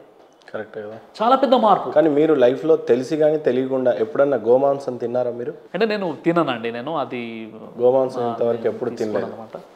అంటే ఇది ధార్మికంగా ఉన్నప్పుడు తినడం కానీ అట్లా తెలియకుండా కూడా ఎప్పుడు తినలేదు. ఒక విషయం ఏంటంటే, ఇప్పుడు నేనైతే తినను, అంటే నేను చెప్పే విషయం ఏంటంటే సార్, ఇప్పుడు మన హిందూ సోదరులు పవిత్రంగా భావిస్తున్నారు, ఆ ఒక్క విషయం వల్ల ముస్లింలు దూరం అయిపోతుంటే అది తినకుండా చచ్చిపోతారా ముస్లింలు? చచ్చిపోరు కదా. అవును. మహాప్రవక్త ముహమ్మద్ చేసిన బోధనలో కూడా మీరు బక్రీద్ సందర్భంగా ఆవునే బలివ్వండి అని ఎక్కడ చెప్పలేదు ఆయన. పైగా ఆవు మాంసములో వ్యాధి ఉంది, పాలలో స్వస్థత ఉందని హదీస్ ఉంది, ప్రవక్త వారు చెప్పారు, ప్రవక్త వారు చెప్పినటువంటి హదీస్ ఉంది. కాబట్టి ఇలాంటి ఎన్నో విషయాల్ని. కానీ సిరాజ్ భాయ్, ఒక విషయం నాకు అంతుపట్టంది ఏంటంటే, ఈ గోవుని తినాలి, బఫెలోస్ని తినాలనే సంస్కృతి ఎక్కడి నుంచి వచ్చింది? ఎందుకు మీకే ఆపాదిస్తారు? ఇది ముస్లిం సోదరులకి ఎందుకు ఆపాదిస్తారు? ముస్లింలకు ఎందుకు ఆపాదిస్తారు అంటే, అది ఆపాదించిన అంటే కొంత బాధ కల్పించే విషయమే కదా కొంతమంది. సార్ ఇప్పుడు మన భారతదేశంలో ఇక్కడ ఉన్నటువంటి బీఫ్ని కేవలం ముస్లింలే తింటున్నారా? మీరు ఆశ్చర్యపోతారు. బీఫ్ ఎక్స్పోర్ట్ చేసేటటువంటి టాప్ కంపెనీస్ ఏవైతే ఉన్నాయో ఇవి బ్రాహ్మణులకు సంబంధించినటువంటి కంపెనీస్, హిందువులకు సంబంధించినటువంటి కంపెనీస్ అనమాట అవన్నీ కూడా. ఇప్పుడు ఆవులను బక్రీద్ సందర్భంగా వాటిని తీసుకొచ్చి అమ్మేదేవరు? హిందూ సోదరులే, వాళ్ళకి తెలుసు కదా. ఇప్పుడు అందుకే నేను ఒక ప్రోగ్రాంలో చెప్పాను, మన జాతీయ జంతువుగా గోవుని భావించండి. జాతీయ జంతువుగా గోవుని ప్రకటిస్తే ఇంకా ఏ గొడవలు ఉండవు. ఇప్పుడు జింక పట్ల ఎన్ని ఆక్షేపణలు ఉన్నాయండి. ఇప్పుడు జింకను చేసి ఇప్పుడు సల్మాన్ ఖాన్ పరిస్థితి ఏమైపోయింది? నాన్ బెలబుల్ ఏదైతే చట్టాలు ఉన్నాయో మళ్ళీ గోవు విషయంలో మనం ఎందుకు తీసుకురావట్లేదు? చాలా సింపుల్ విషయం. కాబట్టి గోవుని జాతీయ జంతువుగా ప్రకటిస్తే ఇక ముస్లిం కూడా ఎవరు గోవు జోలికి రారు. మేమైతే ఈ విషయానికి ఏదన్నా సపోర్ట్ చేయమంటే, ప్రసంగాలు చేయమంటే ముందు నేను చేస్తాను. ఓకే, కొన్ని సందర్భాలలో కొన్ని వీడియోస్ బాధ కలిగించే విషయాలు ఏంటంటే, ముస్లిం సోదరుడు ఉంటాడు, గడ్డం మీసం అన్నీ ఉంటాయి, కొంత తందూరి రోటీని తయారు చేస్తూ అందులో ఉమ్సేయటం, తర్వాత పాలు ఎక్కడైనా ఇస్తున్న సందర్భాలలో వీడియోలో మీకు కూడా వచ్చి ఉంటాయి, అందులో ఉమ్మి వేయటం. ఈ ఫుడ్లో ఉమ్మి వేసి ఏమనంటే హలాల్ అని చెప్పే ఒక అపోహలో ఉన్నాడు. ఈ వీడియోలు తెగ వైరల్ అయిపోయి కొంత వ్యతిరేకతనే కాకుండా కొంత ద్వేషాన్ని కూడా రగిలిచ్చే విషయం. అంటే మధ్యలో మీరు కూడా చాలాసార్లు విన్నారు, ముస్లిం సోదరులు అమ్మేటువంటి కూరగాయలను కొనకూడదు, మధ్యలో మీరు చూసుంటారు బ్యాన్స్ వేశారు, ముస్లిం సోదరులు అమ్మేటువంటి పండ్లను కొనకూడదు అని హిందూ సోదరులు కొన్ని పోస్టులు కూడా పెట్టడం జరిగింది. సో ఈ తినే ఆహారంలో ఉమ్మి వేసే పద్ధతి ఏంటి సార్, అసలు ఎక్కడ ప్రారంభమైంది? తినే ఆహార పదార్థాల్లో ఉమ్మి వేయడం లాంటి పనులు ఒక పెద్ద ఉన్మాది, దుర్మార్గుడు అలాంటి వ్యక్తి చేయగలుగుతాడు. మతానికి మనం ఆపాదించకూడదు. ఇక్కడ విషయం అర్థం చేసుకోవాలి. అదేంటంటే ముస్లింలను ఆర్థికంగా బైకాట్ చేసేటటువంటి ఒక పెద్ద ఉద్యమం నడుస్తుంది. అందులో భాగంగా కొన్ని ఫేక్ వీడియోస్ వచ్చాయి. ఎప్పుడెప్పుడైతే వీడియోస్ వచ్చాయో దాన్ని ఫ్యాక్ట్ చెక్ చేసి దాని పూర్వపరాలు ఏంటో నేను వీడియోలు కూడా తయారు చేశాను. ఇప్పుడు దానికి వినండి, వరంగల్ దగ్గర పానీపూరిలో వీర్యం పోసిచ్చాడు, ఐడియా ఉందా మీకు? హిందూ అతడు అలా అని చెప్పేసి పూర్తి హిందూ మతంలో ఉన్న వాళ్ళందరూ ఇలా చేస్తున్నారు అని చెప్పలేం కదా. అలాగే కొన్ని సందర్భాల్లో ఒకడేమో ఐస్ క్రీమ్లో ఉమ్మేశాడు, ఒకడేమో పానీపూరిలో వీర్యం వస్తున్నాడు, మరొకడేమో ఆ రొట్టెల్లో ఇవన్నీ కూడా కొంతమంది ఉన్మాదులు చేసే పనులండి అవి. అందులో హిందువులు ఉండవచ్చు, ముస్లింలు ఉండవచ్చు. అలా అని చెప్పేసి వీళ్ళ మతం అలా నేర్పిస్తుందంటే హలాల్కు దానికి సంబంధం ఉంది. హలాల్ అంటే అర్థం ఏంటంటే ధర్మసమ్మతమైన, హలాల్ అంటే ధర్మసమ్మతమైన. ఉమ్మేస్తే ధర్మసమ్మతం అవుతుందా? అసలు ఉమ్మేసే కాన్సెప్ట్ ఎక్కడి నుండి వచ్చింది? అది ఏదో ఒక వీడియో ఆ కరోనా టైంలో ఊదుతున్నటువంటి వీడియో, అది ఉమ్మేసేది కాదు, ఉఫ్ అని ఊదుతున్నారు, దువా చేసి ఊదుతారు కదా, అది ఆ విధంగా ఒక వీడియో వైరల్ అయిపోయింది. ఆ విధంగా ఉమ్మి వేయడం ఊదేయడం కూడా లేదనమాట ఎక్కడ కూడా. ఇస్లాంలో తినేటప్పుడు బిస్మిల్లా అంటే దేవుని పేరుతో చెప్పి తినండి అని ఉంది, కానీ ఉమ్మేయడం ఏంటంటే ఎంత దరిద్రం అది. కాబట్టి కొంతమంది ముస్లింలను ఈ ఎకనామికల్లీ వాళ్ళని ఏంటంటే కొద్దిగా బైకాట్ చేయడానికి లేదా ఆర్థికంగా వాళ్ళని దెబ్బతీయడానికి కొన్ని శక్తులు ప్రయత్నం చేశాయి, అందరం నేను చెప్పట్లేదు. ఇలా ఎవరు చేసినా దాన్ని పూర్తిగా ఖండించాల్సిన విషయమే అది. 10 సంవత్సరాల క్రితం సిరాజ్ అని అంటే అసాధారణ వ్యక్తి. ఈ రోజున ఏపీ తెలంగాణలో మీరంటే తెలియని వ్యక్తులు లేరు. దీన్ని సక్సెస్గా భావిస్తున్నారా, లేకపోతే ఏ రకంగా ఇంత ప్రాముఖ్యత సంతరించుకుంది, ఇంత పాపులారిటీ మీకు వచ్చినటువంటి విధానాన్ని చూస్తుంటే how you declare? Sir, popularity అంటే మీలాంటి వ్యక్తుల అభిమానము, మనము చేసేటటువంటి సామాజిక సేవ, ఏదైతే వ్యక్తి నిర్మాణం కోసం మనం ప్రయత్నం చేస్తున్నామో అందులో దేవుడు ప్రసాదించినటువంటి ఒక గొప్ప వరం తప్ప ఆ పాపులారిటీ అని ఏదో మేము పెద్ద వ్యక్తులం అని ఎట్టి పరిస్థితుల్లో కాదు. ఇప్పటికి కూడా నేను ఒక స్టూడెంట్, ఒక విద్యార్థినే. నేను ప్రతిరోజు కూడా చదువుకుంటున్నాను, అంటే ఈ గ్రంథాలు చదువుతున్నాను. నాకు తెలియని విషయాల్ని తెలిసిన వారితో అడిగి తెలుసుకుంటున్నాను తప్ప నేను ఏదో సెలబ్రిటీగా నేను ఫీల్ అవ్వట్లేదు. నాకు లక్షల మంది ఫాలోవర్స్ ఉన్నారని నేను భావించట్లేదు. ఎందుకంటే వాళ్ళు మా అభిమానులు. దేవుడు వాళ్ళ దృష్టిలో అలాంటి గౌరవాన్ని ప్రసాదించాడు కాబట్టి అలా గౌరవిస్తున్నాను, అంతేనమాట. ఎలాంటి లక్ష్య సాధన కోసం ప్రతి నిమిషం అంటే బాగా ప్రాధేయపడతా ఉంటారు? లక్ష్య సాధన ఏముంటుంది మీకు? యాక్చువల్లీ ఎలాంటి గోల్ ఓరియంటెడ్తో పనిచేస్తుంటారు మీరు? సార్, నా లక్ష్య సాధన ఏంటంటే మన భారతదేశంలో తెలంగాణలో నేను ఉంటున్నాను. మనవి తెలుగు 2 ఉభయ రాష్ట్రాలు. కాబట్టి ఈ ఉభయ రాష్ట్రాల్లో మతోన్మాదం అనేది ఉండకూడదు. ఈ ఉభయ రాష్ట్రాల్లో హిందూ ముస్లింలు ఐక్యమత్యంగా భాయిగా కలిసి ఉండాలి. ఈ తెలంగాణ రాష్ట్రాల్లో ఎప్పుడు కూడా ఒక మతం వారు ఇంకో మతం వారిపై బురద జల్లడం లేదా మన ముత్యాలమ్మ విగ్రహాన్ని ధ్వంసం చేయడం ఇలాంటి సంఘటనలు జరగకుండా ప్రతి వ్యక్తి కూడా తన ధర్మాన్ని ఆచరిస్తూ పాటిస్తూ ఇతర మతాల పట్ల గౌరవం కలిగి ఉండాలి అన్న కాన్సెప్ట్తో నేను ప్రయత్నం చేస్తున్నాను. నాకు తెలిసి నాకు ఇంకా దేవుడు ఆయుష్ను ప్రసాదిస్తే నా కళ్ళ ముందు ఈ ప్రశాంతమైనటువంటి ఒక పీస్ఫుల్ సొసైటీని నేను చూడగలుగుతానటువంటి నమ్మకం కూడా నాకుంది. అలాంటి రిజల్ట్స్ కూడా నా కళ్ళ ముందు చాలా కనిపిస్తున్నాయి. పోయే లోపల ఆఖరి లక్ష్యం ఏంటి సిరాజ్ గారికి అంటే ఏంటి? చివరి లక్ష్యం ఏంటంటే ముందుగా వ్యక్తిగతంగా దేవుడు నాతో ఎంత సంతృప్తికరంగా ఉన్నాడు, దేవునితో నాకున్న సంబంధాలు ఏంటో కూడా నేను చూసుకోవాలి. చాలా ఇంపార్టెంట్. ఎందుకంటే నేనేమో సమాజాన్ని ఉద్ధరిస్తున్నాను, దేవుని పట్ల నాకు సరైనటువంటి సంబంధం లేదనుకోండి, ఇక లాభం ఏంటి చెప్పండి. కాబట్టి దేవుడు నాతో సంతృప్తి చెందాలి, దేవుడు నాకు స్వర్గాన్ని ప్రసాదించాలి.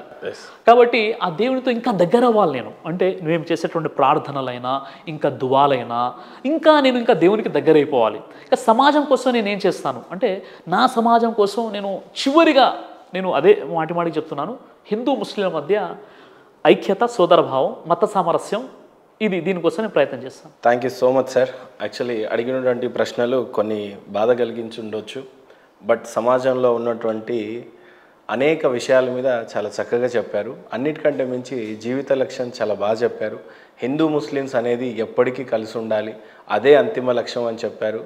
వీళ్ళందరూ కూడా మత ఉన్మాదుల్లో బలవ్వకూడదు అనేది ప్రధాన ఎజెండాగా చెప్పారు. నిజంగా చాలా తృప్తినిచ్చిన విషయాలు చాలా ఉన్నాయి. ఇందులో కొన్ని అగ్రెసివ్గా మాట్లాడిన విషయాలు ఉంటే క్షమించాలి.